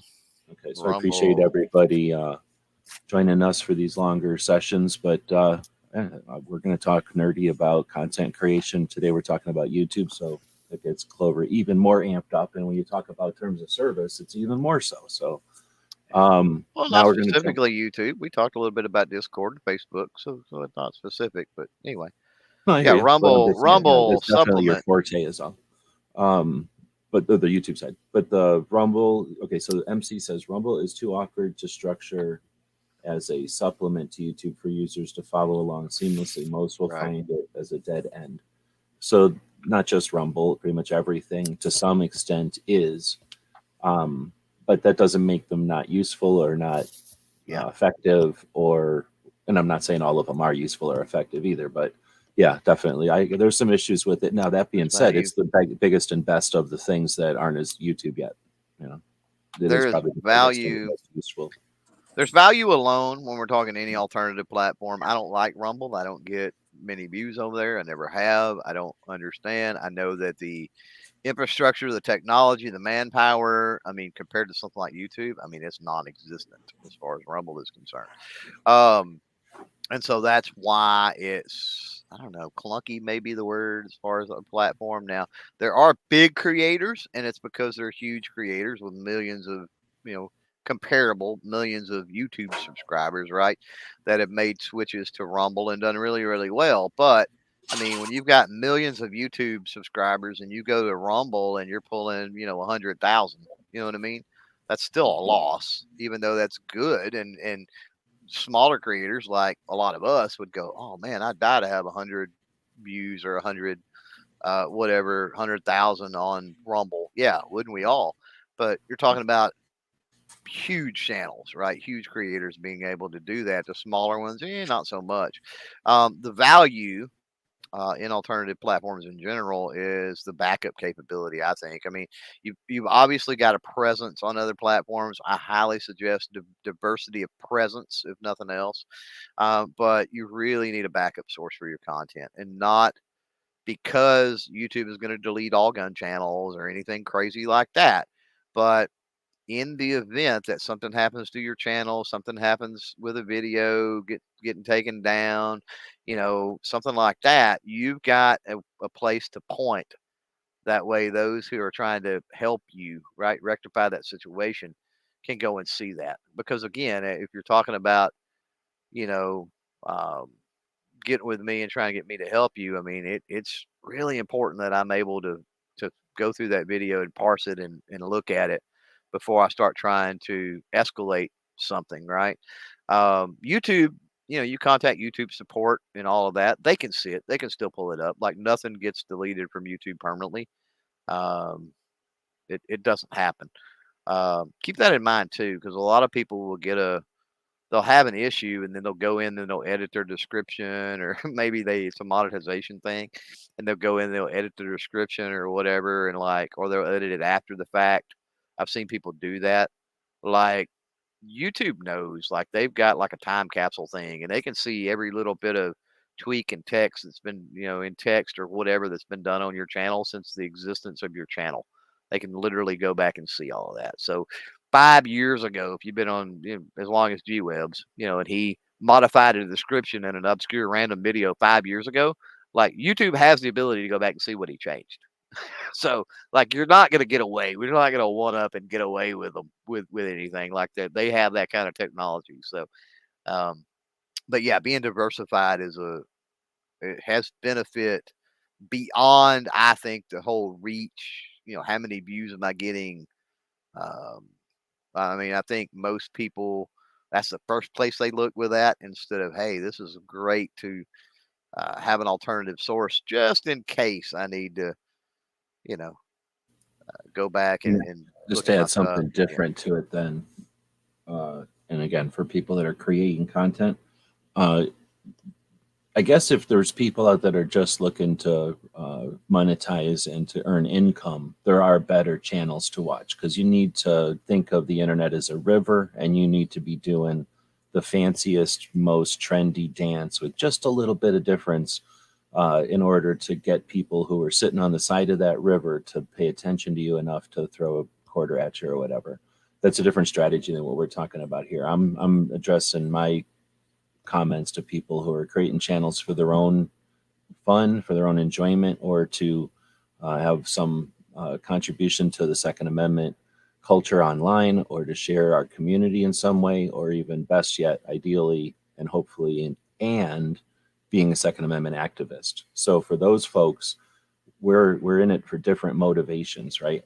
And part of that is to find community online and to have places to have conversations. I wouldn't be as interested in YouTube if there weren't these live places to hang out. If this was only on Facebook, I'd have my tail between my legs and I'd be over on Facebook having these conversations because this is the most effective internet I've experienced since I've been on the internet ever.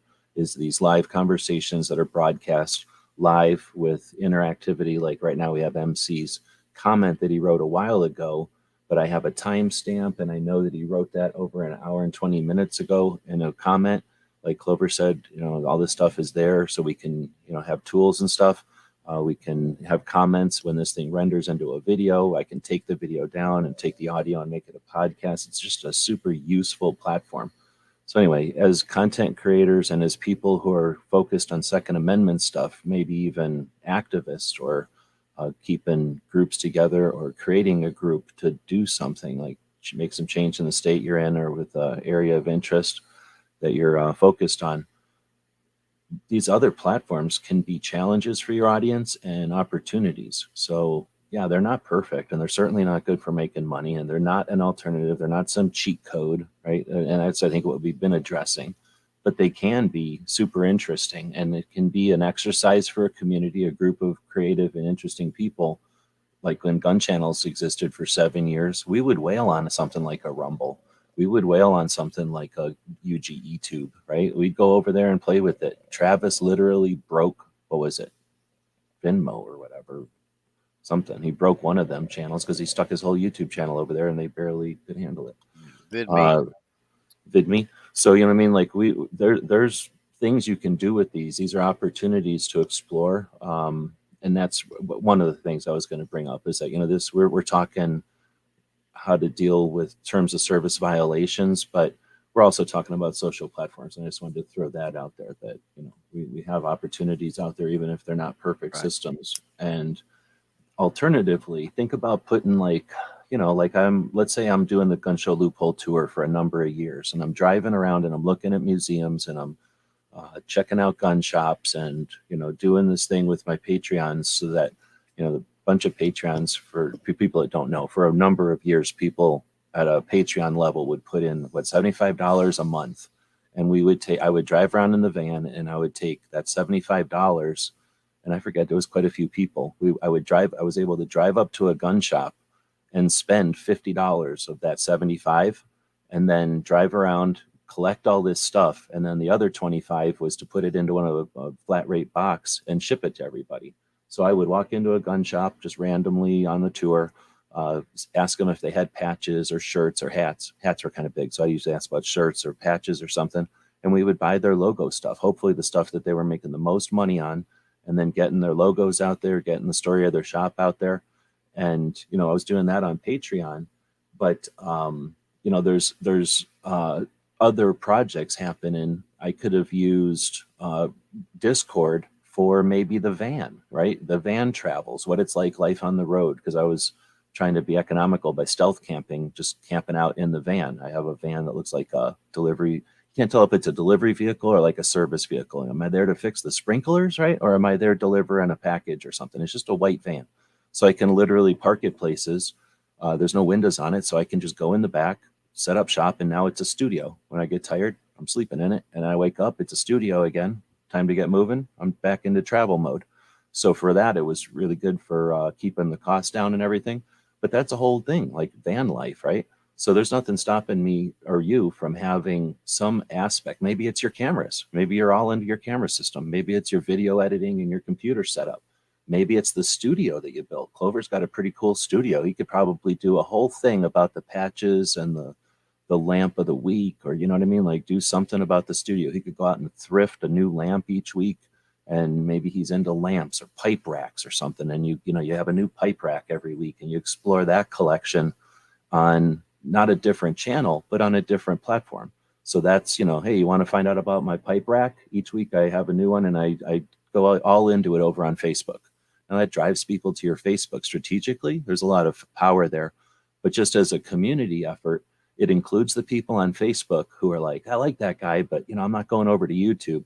But I follow his pipe part over on here. I keep up with what he's doing because he's got the pipe stuff over here. Anyway, I'm just throwing that out there. Be creative with these platforms, and we're analyzing them as monetarily, I think, a little bit here, and maybe terms of service, like if they're a strategy or not. But there's some other strategies, some deeper ways to play these platforms and to have fun with the internet. It is an interactive media. Well, and keep this in mind too, just real quick. I know we got to move on. We got a lot of stuff to questions or whatever, but keep this in mind too. We were talking about diversifying, creating a new channel or whatever.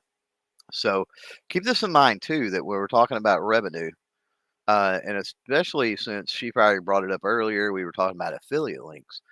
Okay, once you have the ability to do affiliate links, you can do much, much, much more than just firearm related affiliate links. So maybe having that pipe channel or that lamp channel or that whatever, right? It opens up the ability for you to drop those links without any kind of, you don't have to worry about dropping a link to a freaking lamp. I mean, look, come on, right? So having these other projects, other channels on other platforms and doing various things can open up streams of revenue. So don't be narrow-minded. Just because you are a quote unquote gun tuber, don't be narrow-minded that you can't pursue other things. I've got the card channel, for example, CARD card channel, and I use affiliate links for stuff related to that project, right? I use tech related affiliate links and stuff on the GunTuber Academy with the stuff I do there. So, yeah, just saying that is an option.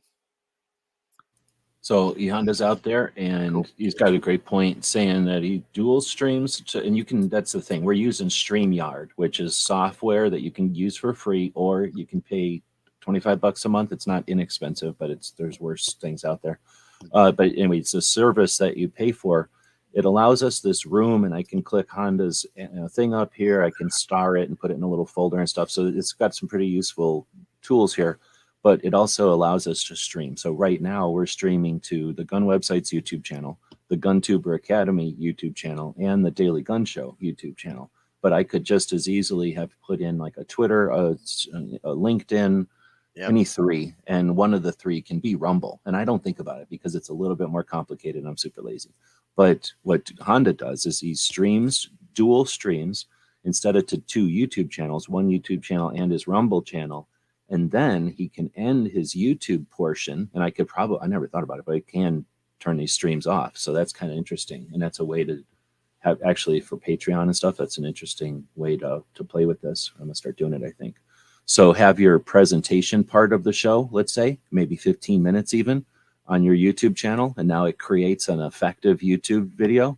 And then go ruin Rumble. Who cares about Rumble? But what kills a YouTube channel is these 7-hour videos that people watch 4 seconds of, and just your view time goes to nothing, and that metric is wailed on. True. So wow, that's a really super strong strategy there. But for him, it allows him to then finish his comment. I've been dual streaming on YouTube and Rumble, and I've been ending my show on YouTube and doing the spicy content on Rumble that would get me a strike on YouTube. And he's had a little experience. He does more of the political and the conspiracy, and he'll play around or screw around, and then they'll get them.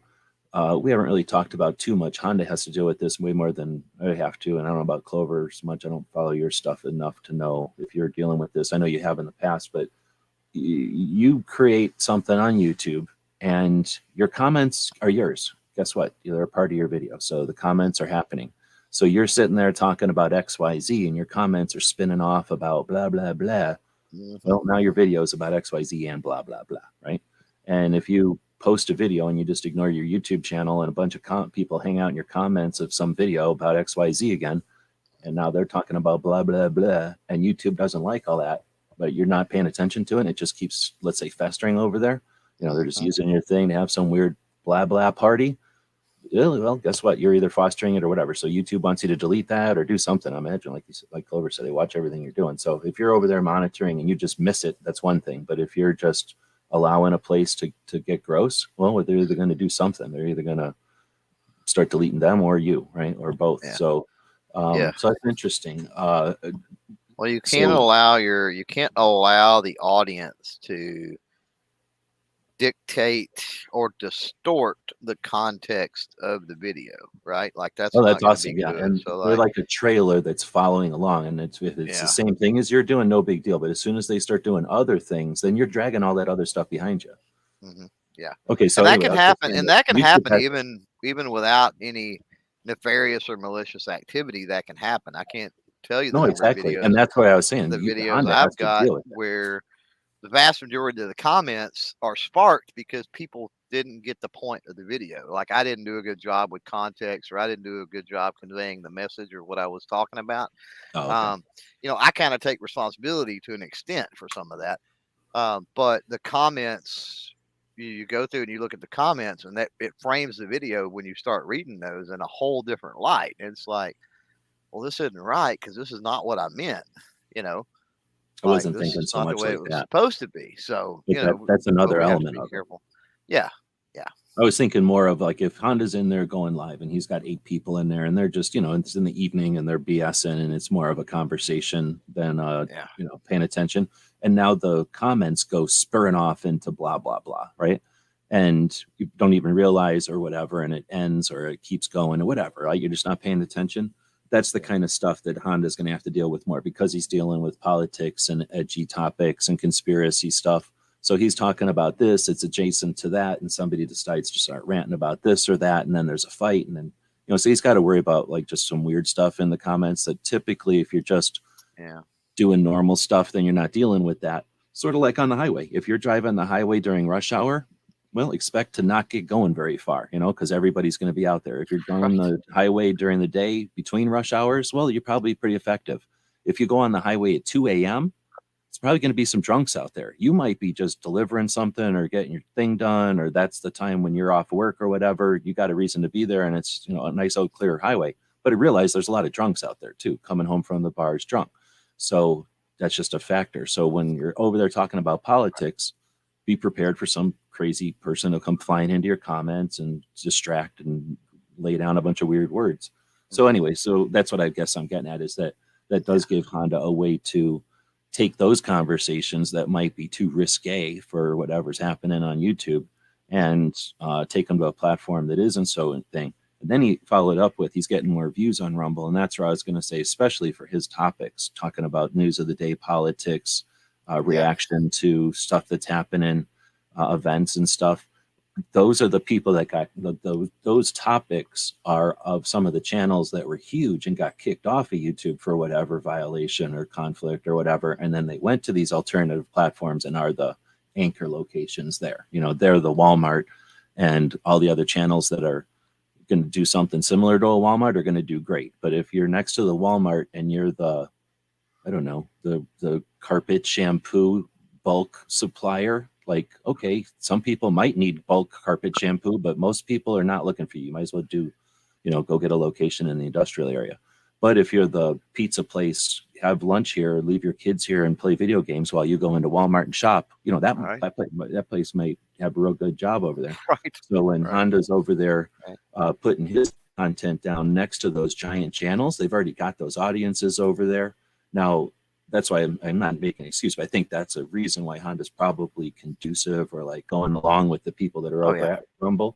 If I was going to put down a video about how to have the best YouTube, explainer video on Rumble, nobody's over there watching YouTube videos on, specifically videos on how to YouTube over on Rumble. It's the wrong audience. Well, and as we pointed out multiple times. I mean, we primarily, when we talk about the stuff we're talking about in the context of a gun tuber, right? Not somebody talking popular flavor or political or conspiracy type stuff. So yeah, I mean, totally different situation with some of these alternative platforms for sure. Depending on what you're doing. And that's that we've seen these alternative platforms. I mean, like watching from full and on. GunTuber or GunTube.org is there, and YouTube is still there from the original, and Gun Streamers back and forth. It's on again, and what Full 30 has morphed into Jukesy or something. Jukesy, yeah. But we've seen all these start, and when they start, they start with different roars and bangs, and they start in responses to, and they either start anticipating a sweep or a migration or a exodus, right? Or they're happen to be just at the right size growth to accept somebody in, and maybe their marketing or something gets somebody in so that they get that person that leads a bunch of other channels off of a big platform or something. So when people get kicked off, like Howard Stern got kicked off of the radio or something, right, and had to go to satellite radio, like that's in the real life world where we see that kind of migration happens. I don't know whatever happened with Rush Limbaugh. Maybe he got pushed around from radio stations or something. I don't know, but that kind of stuff. The equivalent of that over here is these people getting pushed around on platforms and stuff. And when they do, like I say, we've kind of been in the know, watching coaching channels literally the whole time, and definitely being in conversations through the rise of most of those. Clover was hosting a Thursday show where a bunch of content creators would get together and coach each other, like have therapy sessions talking about stuff. And in the conversations there, we sort of saw and experienced what it's like for these chat platforms. So they're not things that are over there. Like, they're all just people putting stuff together, having ideas, and they come and go. Some of them have lasted a little bit longer, but they're all what they are. So use them as resources, I guess, is what I'm actually getting at there. Yep. Okay, so then Ghost says, I just wanted YouTube to be consistent. He wants it to be easy. That's all I ask. I don't care if the others are getting away with things, just be consistent. So that's when we were talking about the other people are speeding on the highway, doesn't give you the authority to. And when you get nabbed, you don't get to use it as an excuse. And at the same time, not everyone's going to get nabbed all the time. So it's tough to, you have to understand when you're doing something that's, a little bit more than what you should be, but, there's a consequence to it. So as far as being consistent, I don't know. I'm not trying to make excuses for YouTube. It's just that I do have some understanding, I think, of the scale and the difficulty with the number of people. And it's just difficult to be consistent. It's the same as trying to say, oh, I wished it's like if we equated that to the speeding, right? Let's give another context, because he elaborates. He said, I'm talking about how they enforce different things on my videos. So I don't care what happens to other channels to an extent. Just do the same thing on my videos. So that's like saying every single time that I speed, I need to get pulled over. Almost. Ouch. Right? Yeah, no, that's perfect. Yeah, that's like, really it. Do you really want to not be paying attention? We all do it, or whatever the case may be, or you legit don't know what the speed limit is. You pulled off onto a road. Like, every time that speedometer goes above the speed limit, you get pulled over. Like, that's like a hassle, right? So that's one aspect. The next thing that I would say to that every is, time you're eating an ice cream cone, shaving, and light a cigarette, you're going to get pulled over. And I'm preaching to Ghost here a little bit because I can. But what I would say about the consistency of enforcement in relation to a person's videos, there's two things I'd say about that. The first is inconsistency works both ways. And I know Ghost understands this. So understand that if YouTube can get it wrong by allowing your video to stay up when it may be violating community standards, the same as they can get it wrong and taking it down because they think it violates community standards when it doesn't. Inconsistency can work both ways, right? So first of all, we have to recognize that. The second thing, and this is a huge deal, um, is when G23 alluded to it earlier. I think we'll get to his comment on it, and some other people. Context, context, context, context, right? Are you saying the same things in the videos, or sometimes do you slip up, right? Because you're going, oh man, I don't know what the problem is. I didn't have a problem with this video in this scope, but then I did a video over here with this different brand of scope, and now I've got a problem. Well, you said something different in that video. Maybe you said, oh, go check them out over there at opticscompany.com. Like, again, what we talked about, monetization, you can't do that, right? So maybe there's a subtlety somewhere where you think that the inconsistency is on YouTube's part, but the inconsistency is actually on your context, your The delivery, your variations in what you say. presentation. Yes, variation in your content. Yeah, and you'll see a lot of channels. I worked with one that got hacked here. I don't know, a month or two ago or something now, and I was really amazed at the way that this particular creator, they've got a flow chart basically with every single video. Like, this is how they do it, you know. Um, and they've got a good following. I don't remember exactly their subscriber count and the views they get, but it's not a small channel. And um, they're successful. You would think, okay, part of us is like, as creators, we're all individuals and we're all different. But part of you would say, part of me wants to say, well, that's just boring, right? Same thing over and over and over. Um, but then, to talk to them, that gives them peace of mind because they do things the same exact way. They say use the same exact words, they say the same exact things. They don't go off on these tangents that potentially will, they say one thing. I can't tell you the number of times I've watched a 5-minute video, 8-minute video that some creators got a problem, and they're fine and they're fine and they're fine and they're fine, and they get up into the last 30 seconds or 1 minute and they say something. It's like, oh my god, you did great through that entire video, and then here at the end you've said something that's potentially, 1, 2 or 3 words or whatever, that's potentially problematic. It's like, if you would just shut the video off 30 seconds earlier, you'd have been Let me fine. interrupt you for 2 things then. One of the questions I had was, this all applies to live also, I guess? To an extent. Okay, and then the second one is, Like, assuming as far it as applies to live. monetization on a live, none of what you say or do really matters until it gets into replay, and then it can be problematic. Well, that's what I mean, because essentially a Yeah. live, if you deleted it, who cares? If it goes to Rumble and you delete it, I guess who cares? But I'm assuming that most people are going to allow the live to render into a video, and now it's a video like any other video. So then that's why I assumed yes would be the answer. So There are then definitely follow up. certain things you can say or do that they will kill the stream. That would be a community related issue, but yeah. Well, okay, but that's beyond what I guess I was going to say, though, is what you just mentioned there. You have a great stream, and then at the end, you make a mess up or whatever. If you let that render and you go in and edit it, is that good to go? Or is it the knowledge? Do they just look at it as, nope, you made a mistake, it's therefore you have to delete it or nothing? Can you edit that bad part out and leave the 90% good there as a good not video? if they've hit it. Not if they've hit it with a community strike. No, it's gone. No.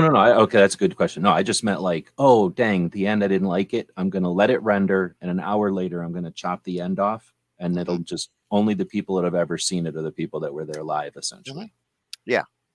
That's okay, and they're not going to go back and penalize you because of the deleted part. Correct. Yeah. If you usually, I mean, obviously, you don't know everything, but yeah, that would be a monetization related issue. So this goes into replay. It's yellow.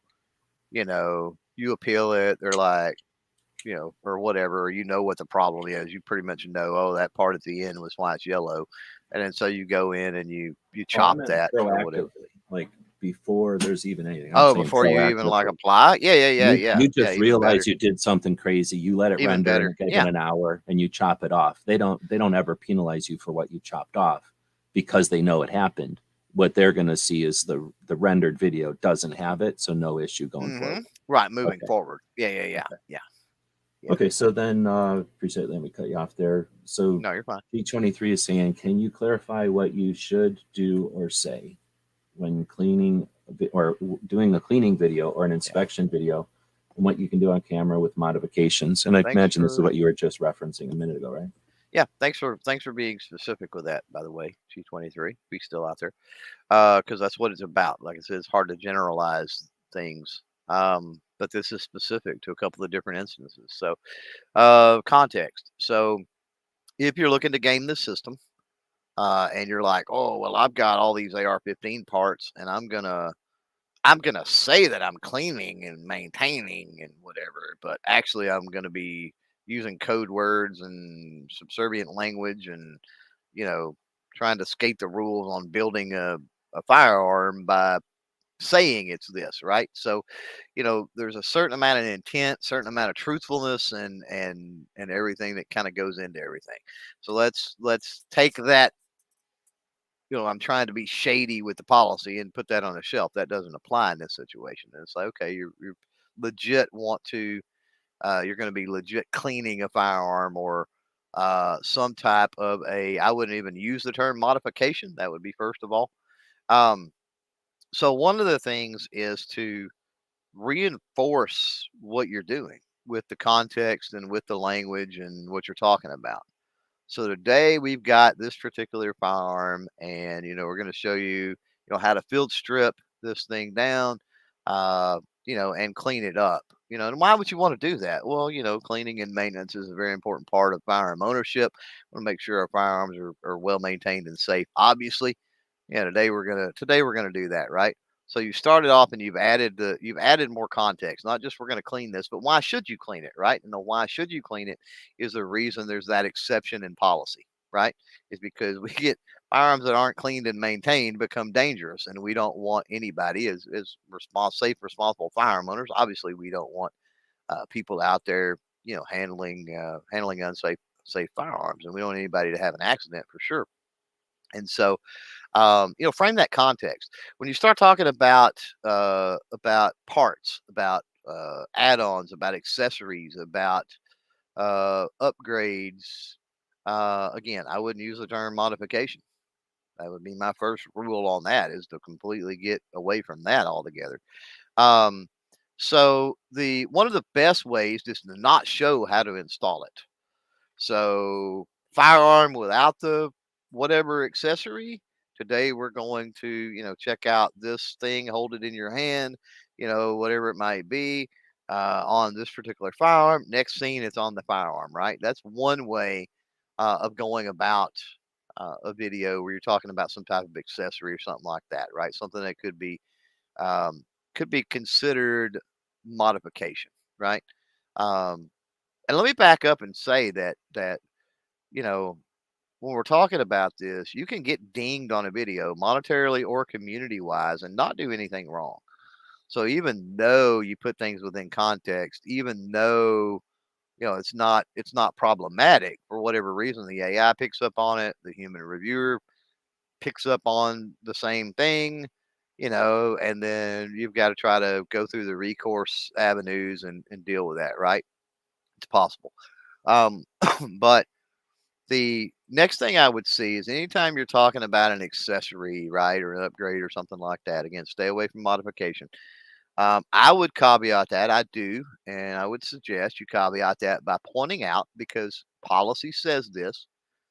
Policy talks about how we read it earlier, um, about how um, a part enhances the functionality, right?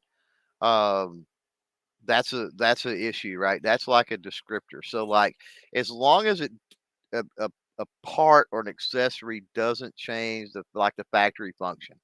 So if I put a red dot on, for example, um, that it's still a semi-automatic, whatever caliber or a bolt action or a whatever it is, right? Like that hasn't changed. Like it still operates the same way it did from the factory. It still operates that way. So I try to use language to that extent that says, hey, today we're going to take a look at this. We're going to put this on and try it out. Now, keep in mind that, this doesn't affect the way that this machine works, right? It's still, you know, this caliber, it's still one trigger pull, one shot, blah, blah, blah. However you want to word that, right? You've got to, and I think that's important It's like a too, is disclaimer. because kinda, but you want to verbally say it. I see people that put things on the screen, and it's like, just stop with putting things on the screen. Like people don't read that. Well, boilerplate, like it's Yeah. consider that part of your template, right? Like you're going to Yeah, be you need doing to this, weave then it. you want to have this included. Yeah, there's a difference between I'm going to just put up a splash screen image with some text, or if you've got some kind of boilerplate pre-roll thing you did, it's better to integrate your explanation, your context, all of that stuff, your caveat. It's better to integrate that into the video itself naturally. Yeah, I guess is what I'm saying. So the way everybody approaches that is going to be a little bit different. Better, Right. necessary, rule of thumb, like pretty what's the word, like mandatory strategy. You know, where does it fall on the spectrum? As far as being able to provide that context and the caveat and everything. I mean, I'm saying I just want to put it in context. Like it's maybe not like you have to do it, but if you're not doing it, you're risking something. Like I'd consider Oh, I that. would say Like, I would almost say it's mandatory. And well, because it's there's multiple levels. So for everybody, here's the thing, like are you, so is your channel, is all you want to do with your channel? I mean, do you want new firearm owners? Do you want people that maybe are pursuing information in the grand scale of becoming new firearm owners? Do you care about those people watching your video? Because if you do, then you're providing more value by adding that context and those caveats, right? Because those are natural questions people can have. Yo, you're going to put this part on this firearm, and people are going, "Whoa, why would I put that part on that firearm?" Or you're going to take this firearm apart to check out a certain component to see if it's worn, right? Which would be a safety concern, a maintenance safety concern. Like, whoa, why are you taking that apart? Why do we have to look at that? Well, because this is prone to wear, and that's a safety issue, and it can cause this problem, and blah blah blah, right? So the explanations, the caveats, the context, right? Um, it only adds value to that video. So I would say because it puts you into a safer space or safer category when it comes to policy compliance, it's also recipe for a better video contextually and educationally.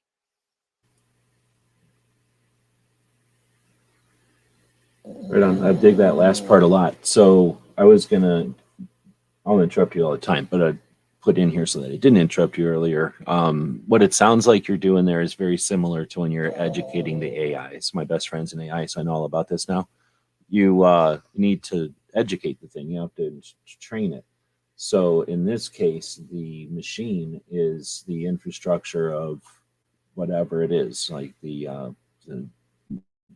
review process, and then the manual review, and the evaluation, and then the meetings that have. Imagine the system really doesn't matter what the system is because nobody knows what it is, but you can imagine when you have a giant system that you're letting people post videos to, and you create some rule for it. You're going to have some people that enforce those rules, and they're going to get some kind of system.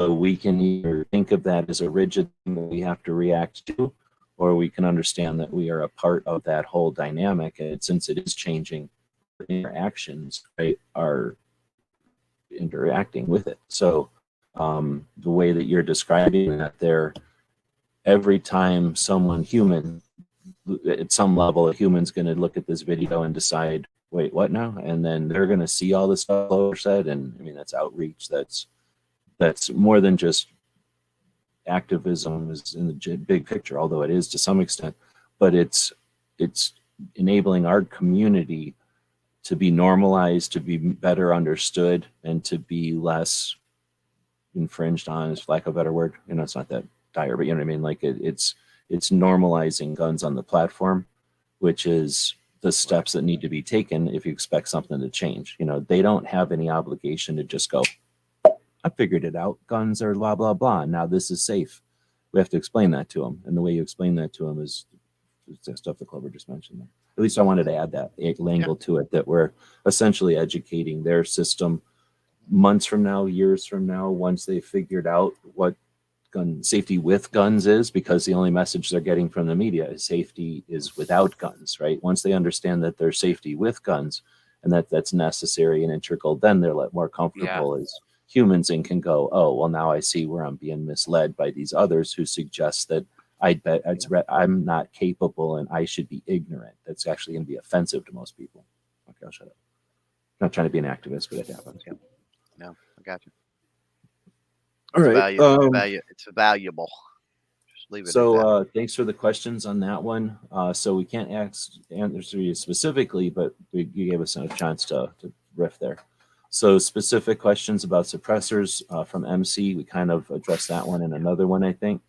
So Christopher had said, what about saying if you want to see the full video, check out Discord and then have a Rumble link in the Discord. So as far as the specific this and that and the other, you can fill in the blank. What about jumping to Instagram and then saying to go to this? So is it the 2 steps, or is it the fact that you're motivating them to just the verbiage to go around policy? Hey, you want to go around policy? Then this is the way to go.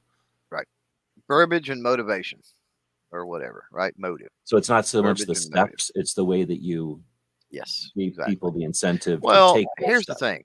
So I can go over to your grandmother's house and I can beat on the door and I can say, and she, call her all kinds of names in the book and demand that she gives me the apple pie recipe. If it's not, I'm going to kick her in her old stomach and go pillage through her cabinet and get it anyway, because I'm getting it regardless. It's my way or the highway. Rah, rah, rah, just be hateful, right? Or I can go over your and that's going to be problematic on multiple levels, right? Assault, battery, burglary. It's going to piss G-Webs off because his friend went over and harassed his grandmother. Or I can go over there and I can politely knock on the door and she answers and I can be polite. I can tell her how much I really enjoy the apple pie and I would be honored if she'd be willing to, let me have that recipe. I would love to try to, make it myself and, and maybe come in and sit down and have some lemonade and talk about the recipe even, and everything's cordial and civil, right? Like, both of those would potentially accomplish the goal of getting the apple pie recipe, right? But which one is the best route to go, right? And so, like, look at it in that perspective. Like, can I say this in a better way? Can I say this in a less suspect way? Can I say this in a way that's more low key, right? That sort of thing. And that's why I said, when you're talking about whether you're pushing somebody to a different platform or you're pushing somebody to a blog post on your website, which is what I highly recommend, then, do it as a companion. Like, hey, if you want to, learn more about this, because we see this all the time. I watch a lot of science related, space related stuff. And there's Curiosity Stream. There's quite a few different services in the educational sector, and they're constantly pushing to their stuff over there to learn more, right? Because over there, it's not a 5-minute video; it's a 2-hour video, right? So it's like, hey, if you were interested in this and and you want to learn more about this or whatever, it's the same as them saying, hey, go check out our, presentation on this topic over on Curiosity Stream. You could say the same thing, like, hey, if you want to know more about this product and what we did with it or worked with or what we did, then I'll have a link below to my blog post. Go check that out, and it'll give you, a lot more in-depth information. Blah blah blah blah blah. Right. So there's nothing wrong with that. You just have to, like I said, mind how you say things. I'm going to try to do, because we're 2 hours plus, and I would do it for, I've actually doing a Saturday. No, so what am I saying? I've started doing a Friday workshop. So in order to stack my tasks, I'm going to start putting together my Friday weekly wrap up.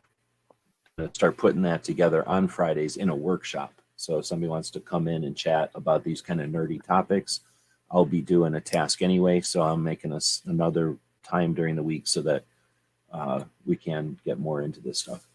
So in order that we don't go too long, let's just try to do speed rounds so that we're not blowing off all these questions, because I still have 8 of them in here and they're decent. These could all be questions for a future show, topic for a future show. Yeah. Let us know. We need a topic for next week. Leave us some ideas for topic for next week, unless Clover's got one in mind. We're shopping for a topic. So first question, MC said, right, Ghost, but sending off my channel to another channel, would that be a matter of context? Not trying to sell, but just inform. Not sure if I'm reading that right, but speed answer.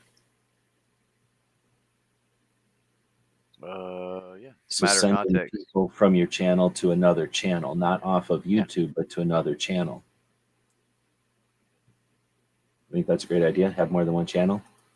Next, Slab Lab. What is the best platform social media to post firearm content in? Would Telegram be a better alternative? I know nothing about Telegram. Telegram is more peer-to-peer. So think of like a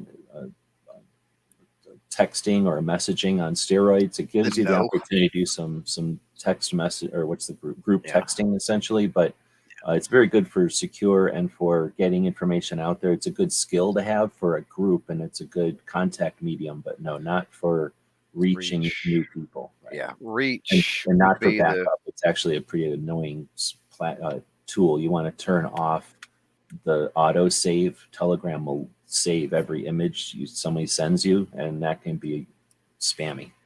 Go ahead. Oh, I was just going to say reach is the metric that I would say that the vast majority of people want to look at, with a platform.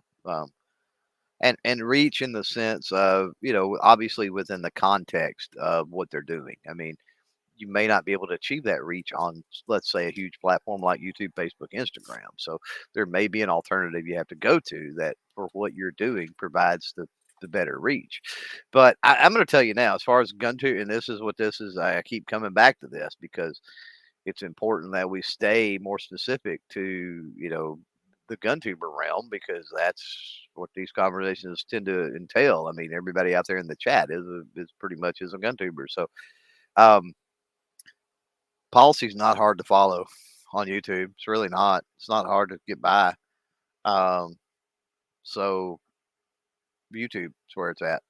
But I'm a YouTube apologist, so that's obviously going to be my answer. Moving on. Now, I don't know if I've talked to Boomstick. It's chill in the tube. I know. I don't know if I've talked to Boomstick in the past, but Boomstick says I've gotten, and I apologize for all that because I talk to so many people, like hours a day, literally. But Boomstick says I've gotten 6 warnings and 2 strikes from YouTube. Each time YouTube said I was trying to sell guns and ammo. Well, actually, no, they weren't. They were citing a part of policy, which might have been that, but it also could have been something else because that part of policy has about 6 commas in it, which is problematic. He says, which is complete nonsense. Well, they said that. The fact that they said that is not complete nonsense because that's what they're seeing for whatever reason. And says, in fact, one of the videos, I even say the gun is not for sale. Again, it doesn't matter. Like, I'm not punching this guy in the face. Whap. Like, well, that doesn't matter. You just punched the guy in the face, whether you said you did it or not. So my advice here is recourse, is follow up. Because does YouTube get things wrong? Yeah, absolutely. Do you need to are there people that just give up, that get 6 warnings and 2 strikes, and each time they get it, they just give up? They never say anything to anybody, and unless they're saying it to just complain. Yeah, that happens all the time.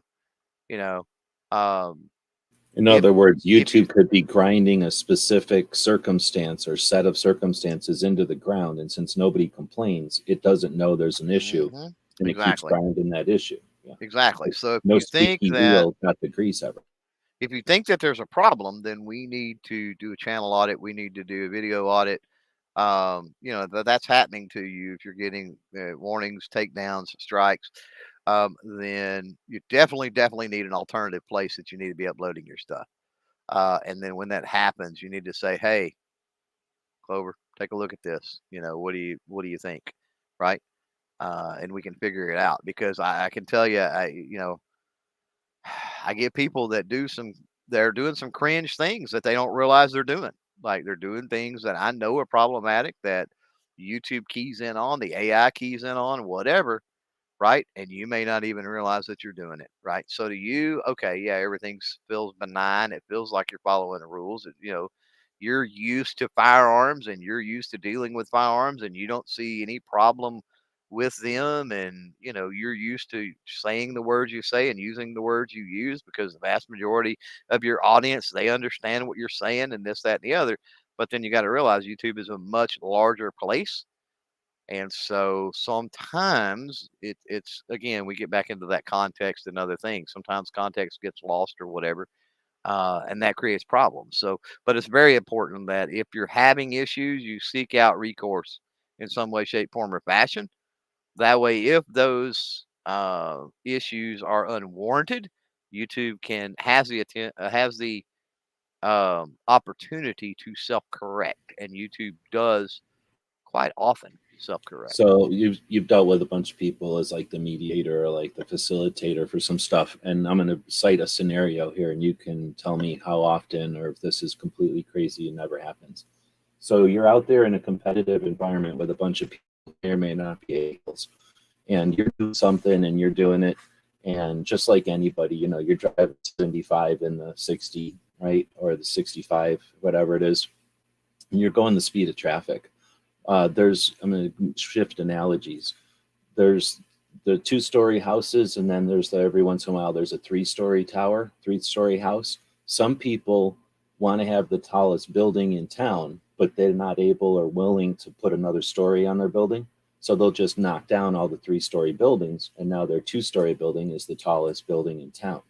So if there's people out there that aren't willing or able to do anything, or they see the easiest route is to knock you down to get to wherever they want to go, we're on an environment where that's the thing. So what Clover's talking about, how many times have somebody gone in and discovered that, oh, I'm getting flagged? Yeah, you're getting flagged by somebody every single time you do this, but we figured out that there's nothing on your account that should be flagged. You're probably getting harassed. Therefore, we're going to put a harassment tag, blah, blah, blah. And now it's alleviated. The person who's doing it, the person who's pulling the fire alarm or whatever, who is either scared or whatever, doesn't like the look of your face, or is like you're doing better than them and they're not able. I mean, especially as you grow in size, what, you think everybody's going to love you? Like they either love you or they leave you alone? No, that's not the case. So when you contact the service and let them know what's going on, hey, this is weird. Every time I start the thing, the fire alarm goes off. Oh, okay, well, why don't we lock the back door for you? And now it's not happening anymore. Or some equivalent. Let's tag your site as like this person or this region or whatever, this group. That's right. Okay, that's another layer to this. And if you're just getting the fire alarm pulled, you're like, oh, this is ridiculous. The electrical system in this place is shot. Yeah. Or you got some goofy kids that want to smoke every third period, and they're going to pull the fire alarm every third period. Right. Yeah. Okay. So next up, speaking of pulling the fire alarm so you can go smoke every third period, Ghost says, interesting enough, I know there are certain countries that do not allow certain types of YouTube videos to be in their space. Yeah, I call those the jerk countries, bunch of jerks. But yeah, that's definitely the case. Oh yeah. There's ever like, since this country can't handle it, we're just not going to handle it. So that way we can be in that country. Like, it doesn't really happen with YouTube too much, but there are other things that you'll come across where it's like, what do you mean I can't? Whatever. Well, they can't do that and blah, blah, blah. So we just don't allow it. And, StreamYard might be a good example of that. Like, they're an international thing and they're not like YouTube. So they may bend or, take a knee to certain dumb things. And, some country goes, oh, you know what? Now the internet needs to pay us $15. So blah, blah, blah. And now all of a sudden there's a $15 tax on your thing. And you're like, what's up with that? Oh, well, we're going to pay this country $15 because they asked for it. So, anyway, that can be a thing sometimes. Yep. Large platforms, it will be interesting to see what Congress tries to do to TikTok. Oh, so simple. Let's take on Congress and platforms. But seriously, speed round, what do you think? MC asked this one. Very likely that we see, and I don't know, I can't foretell the future, but if TikTok was based in the US, it'd be a much different conversation than what it is now. So we're dealing with don't compare TikTok to YouTube, Facebook, Instagram is where I'm going with that, and what Congress is doing and everything. And before it's all said and done, we may see TikTok headquartered in the U.S. If it's a matter of they got to do that versus it's not going to be available in the U.S., the U.S. blacklisted, Congress blacklisted for some reason. I would think TikTok would probably just headquarter in the U.S. and be done, with the popularity of the platform anyway. Yeah, I've been playing around with TikTok more, watching some of the people I know that are on there. I'm getting into the TikTok. I get it. China's not so bad. It's not a big It's deal. weird. It's I'm weird. with it. TikTok's weird to me, but yeah. All Discord right, so question. Discord I still don't like, but Milsurp Duo. I do use Discord a lot. I have about 10 servers and talk on it all day. So ironically, we just said that. So I get it. Yeah, I totally understand the power of it. And that's why I use the Gilded, even though it's creepy and all Dungeons and Dragon version of Discord. But it's got a public side. So I dig it. I can have Discord or Gilded open just the same way Discord is just a way to have, essentially, it's a chat on steroids. It's a place where you can have a chat for each topic that you might want to have. You can have 6 different projects and organize them in different ways and invite different people to the different things. And then within that topic or that area of discussion, you can have more elaborate rooms or more detailed areas of discussion. So it's really good for organizing projects and giant campaigns and like group things and just having communities get together. I understand the power of it. It's just the fact that you have to have the secret knock and you have to go get in. That, for me, here's the problem with that. How many Clover's seen this happen over and over and over? I mean, I started playing around on the internet in '97, and I knew that the internet was being used before that.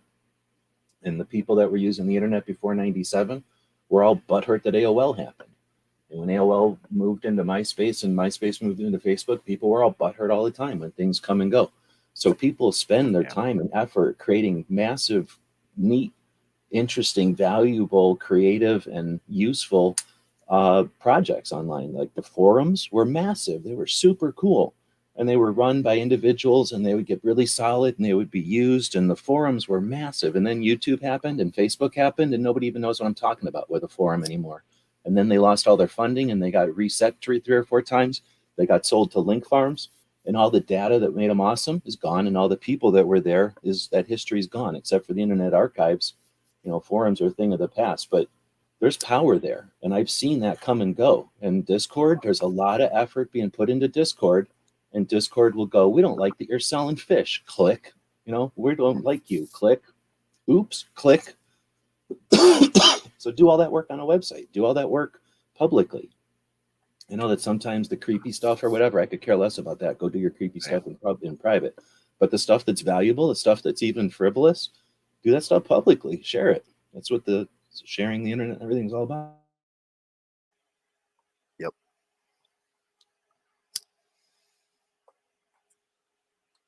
I don't have anything to add.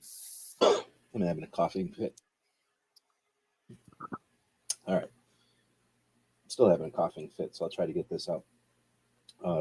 Fire says, thank you. How do we direct our audience then to our affiliates like Amazon, or do we just mention our website? Did we already hit this one? Yeah, we covered that earlier. So blog post as a companion would be my suggestion. And then Mike said monetization versus non-monetization, the pro and cons of both. Sure, let's get into that. Hopefully we covered some of that today, at least adjacently to that. But again, if that's a suggestion for a topic for a future show, I'm down. We got to pay for this stuff. We're capitalists. If you can't have fun making money, then I'm sorry for you. Capitalism is super fun. And if you got an issue with people making money, then what the hell? Like, did you grow up not being in the scout troop, competing with other scout troops?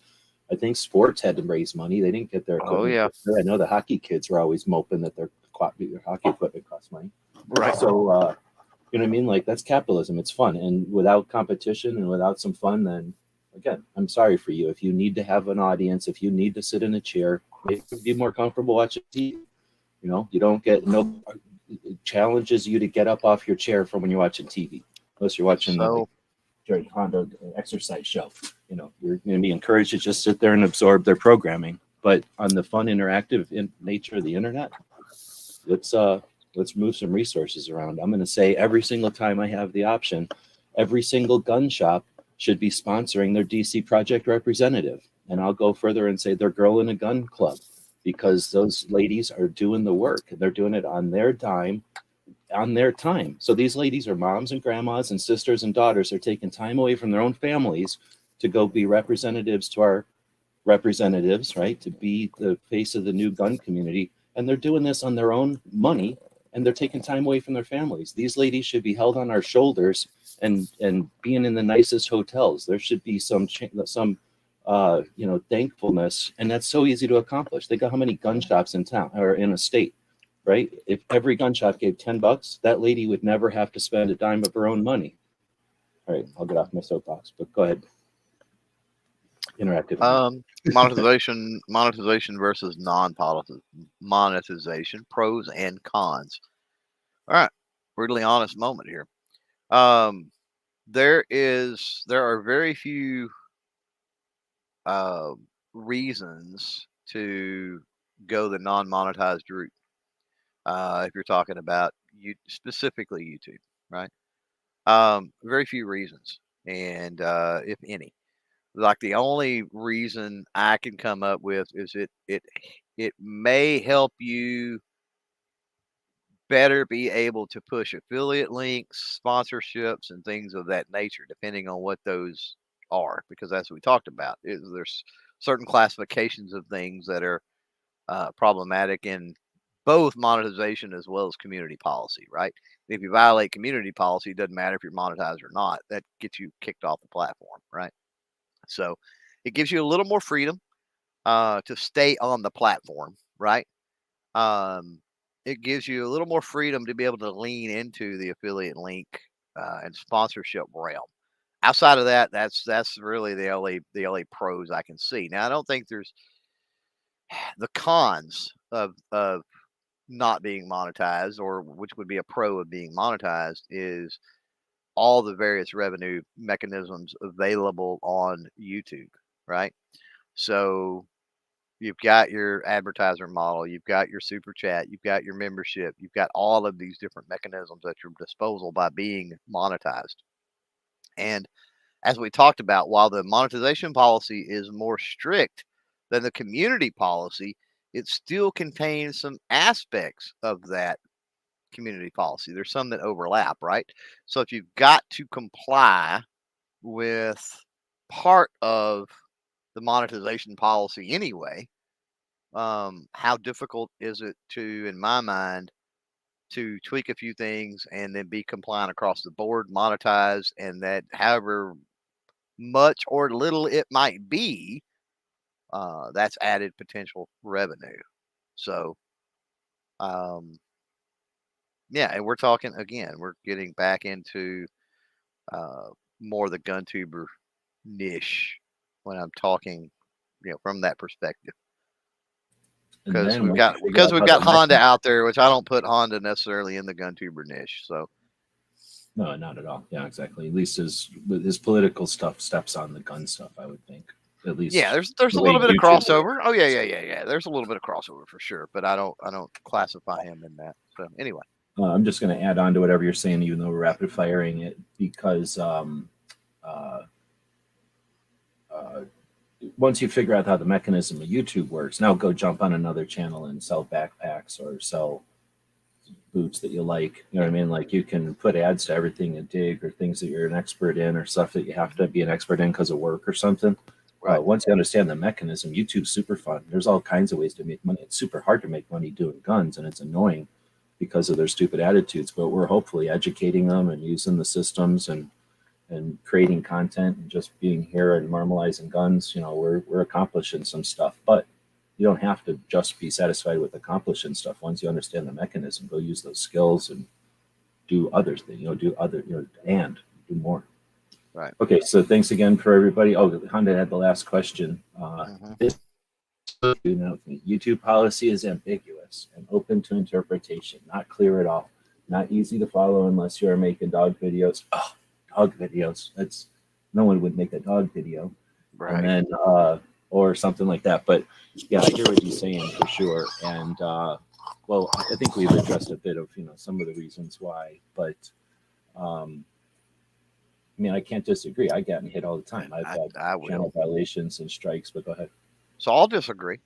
And of course Honda is in a different, like I said, a different vein. So, but I'll disagree. I mean, when policy specifically mentions, as I read earlier, specifically 80% finished gun parts, ammunition, ammunition clips, silencers, ammunition belts, stocks. How much more specific can you get than that? So there may be aspects of policy that Honda deals with. Again, I'm not versed, at least not well enough to um, be confident in talking about those particular niches and the policies that apply. By the way, keep this in mind when we're talking about there are firearm specific policies on YouTube. And then there's all kinds of policies with cursing and nudity and sensationalism of violence or whatever, and hate speech, and there's all kinds of policy related issues that, regardless of what your niche is, it applies to you. So keep that in mind too. And Honda violates all of them, every one of them. Yeah. It just keep in mind that you're bound by all of those, not just the firearm stuff. So there could be a different part of policy that's potentially hanging you up. So every piece of you talk about and open to interpretation and things being ambiguous, it's the world we live in. Look at any terms of service. Look at regulation and legislation that's being passed every day, right? Like the vast majority of people don't understand that. But here's the thing: you're a creator. You're not the vast majority of people. So my advice there is put a little more pride in the fact that you're a creator.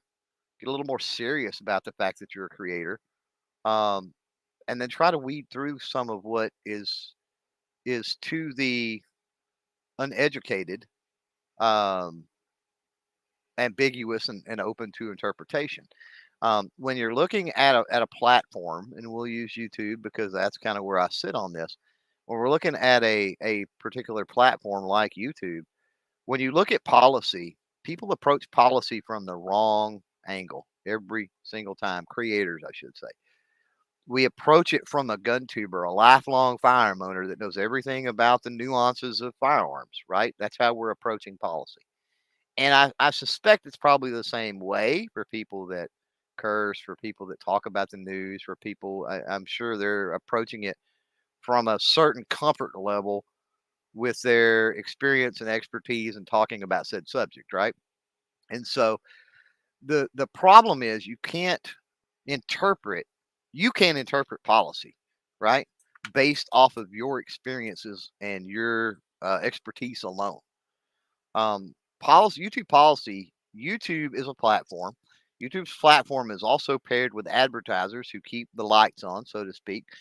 It's also paired with viewers, right, who see said ads, and then creators that put content on the platform that the viewers want to watch. So it's an ecosystem, right? And so when you're looking at policy, you have to know that all of these parts and pieces of the YouTube ecosystem exist, first of all.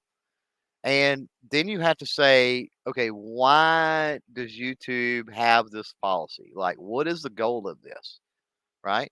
Is this a liability play with advertisers? Is this a liability play with maybe trying to keep viewers safe? Right? Is this to head off potential misconduct, misuse, um, from like a scamming situation, right?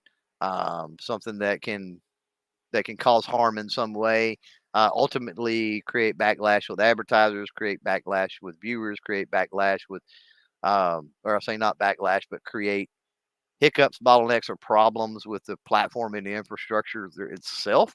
There's a lot of things that go into it, and people want to just, like I said, creators. I don't want to say people because the average viewer definitely doesn't read terms of service because the average creator don't. But um, when you've got a uh, lost my train of thought there, but when you've got I was going to go with that. When you've got a situation, oh, I may just have to leave it at that because you brought that up on the screen. And Sorry, distracted you with what you were talking yeah. about. I was like, once you bring it up, and it went away. Like just But I think I've said it all. What I'm saying is don't read the so here's the thing. This is a good comparison. So I've had a chance to gather my thoughts a little bit. So this is a lot of times the comparison I make when it comes to YouTube policy. So people say, well, go read the Constitution. Okay, well, some people would say the Constitution is ambiguous. Some people would say the Constitution is open to interpretation. I don't believe that. I go to original intent. Okay. So if I'm applying the same logic to YouTube policy, right, I got to go to the intent of the people that are writing the policy, right? What was their objectives, goals? What are they trying to accomplish with this? What's going on, right? And so just interjecting my thoughts and everything into it, wrong approach to have when we're dealing. And this is a good thing to end on. I'm glad Honda brought this up because this is a great thing to kind of end on here, as far as a question or a comment, because this really is an overarching theme, is to understand policy not from your perspective, the way I understand it, and that's fine. But the way you understand it needs to include a bunch of different perspectives and angles to get that complete picture, I guess. So it really was a kind of a good one to end on there, I think. Well, I don't want to give Connor too much credit, but he does good say, stuff. He does good stuff sometimes. Myself or anyone else, it's such a personal one. You want to have someone you can. So Rapid Fire Radio is a radio show on Wednesdays, hosted by Kate, Massachusetts. Days, the crew from the show hosts a 45-minute segment on a radio show in Boston called Grace Curley. And from what I understand, she's something like a Rush Limbaugh. She's a political show. She's like an E-Honda, except on the regular old-fashioned radios. And a lot of people listen to that show because it's Boston. And I think she had Toby on for like a segment once, or to ask questions or to be an expert or something, and everybody enjoyed it. So for years now, every Tuesday, he comes on for 45 minutes and does this 2A Tuesday segment, which, we've been using 2A Tuesday in our community for a long time, so that was cool. And it's literally 2A. They're in Massachusetts. They're behind enemy lines. They deal with a lot of things that legally, and then because of rosters and stuff, they're hopefully being challenged. Or I should say being overturned. Their focus isn't just on the guns or the grip angles or the red dots. So that always perked my interest up. I saw him on Riding Shotgun with Charlie, and heard the show kind of coincidentally here in Tucson, and started paying attention to it. So it's fun to watch and listen to. They understand that the YouTube viewers are like an aspect of the simulcast. So of all the different radio shows that are out there on, what would you call it, old-fashioned terrestrial radio, of all the radio shows, the Rapid Fire show is the one that pays the most attention to the comments. Toby is able to keep track of what people are saying in the comments live, as well as, either host the show or be the guest on this show. And it's really a good, it's an experience. So today, I think their roster got challenged. I don't know the results of that, so I'll be learning the results of that over on the show. It's getting warmed up. I think because it's a radio show that they're kind of interfacing with, they start their stream a little early, and we linked over to them. Anything to summarize? What do you got coming up? You're back on the clock again this week. You got some episodes hitting the streets. Yeah, we got this week, and then we're taking next week off for the NRA thing going on. But yeah, we've got the Honest Truth will be in the house tomorrow. And then speaking of Cape Gun Works, Toby with Cape Gun Works on Thursday. So right on. So that'll be live. Both those conversations are live. Yeah. Okay.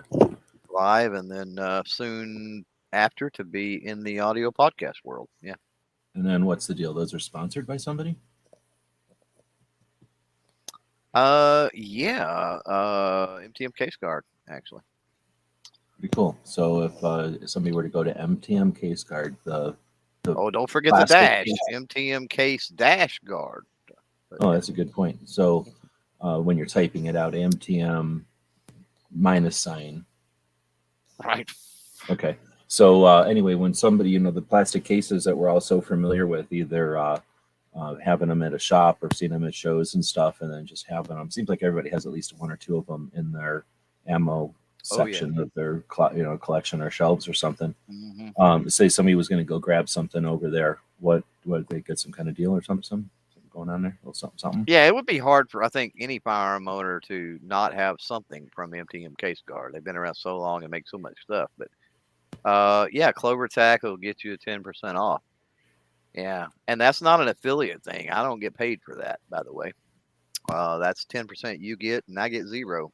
So I could give viewers 5, and I could take 5 or whatever. But yeah, that's all your savings. I don't get anything. Well, I don't want to say I get anything. They sponsor the podcast, right? So I guess I do get something, but I don't get a cut, I guess is what I should say. So right on. But that's why you're saying, hey, Clover sent us. Yeah. And you get right. 10% off. Yeah, it's a tracking thing, and yeah, just to say thank you. Yeah. Right. Well, very cool to get plastic stuff made in USA instead of the rip-offs that will be made elsewhere. And with that, we'll wrap this one up. Encourage you to check out Rapid Fire radio segment on the Grace Curley Show, which is literally in the works. You'll be sent over there with a little invite link. If you got ideas for our next topic, let us know. If you'd like to have more of this kind of conversations, but in a workshop setting, join me on Fridays. It's usually an hour or two, depending on how long it takes me to fart around. But I'm easily distracted, so if you'd like to talk about some nerdy content creation topic, we can address them. If you're a Second Amendment activist and you're attempting to do stuff with little or no resources, then definitely let's talk and let's get you some little or no cost ways of getting some stuff done.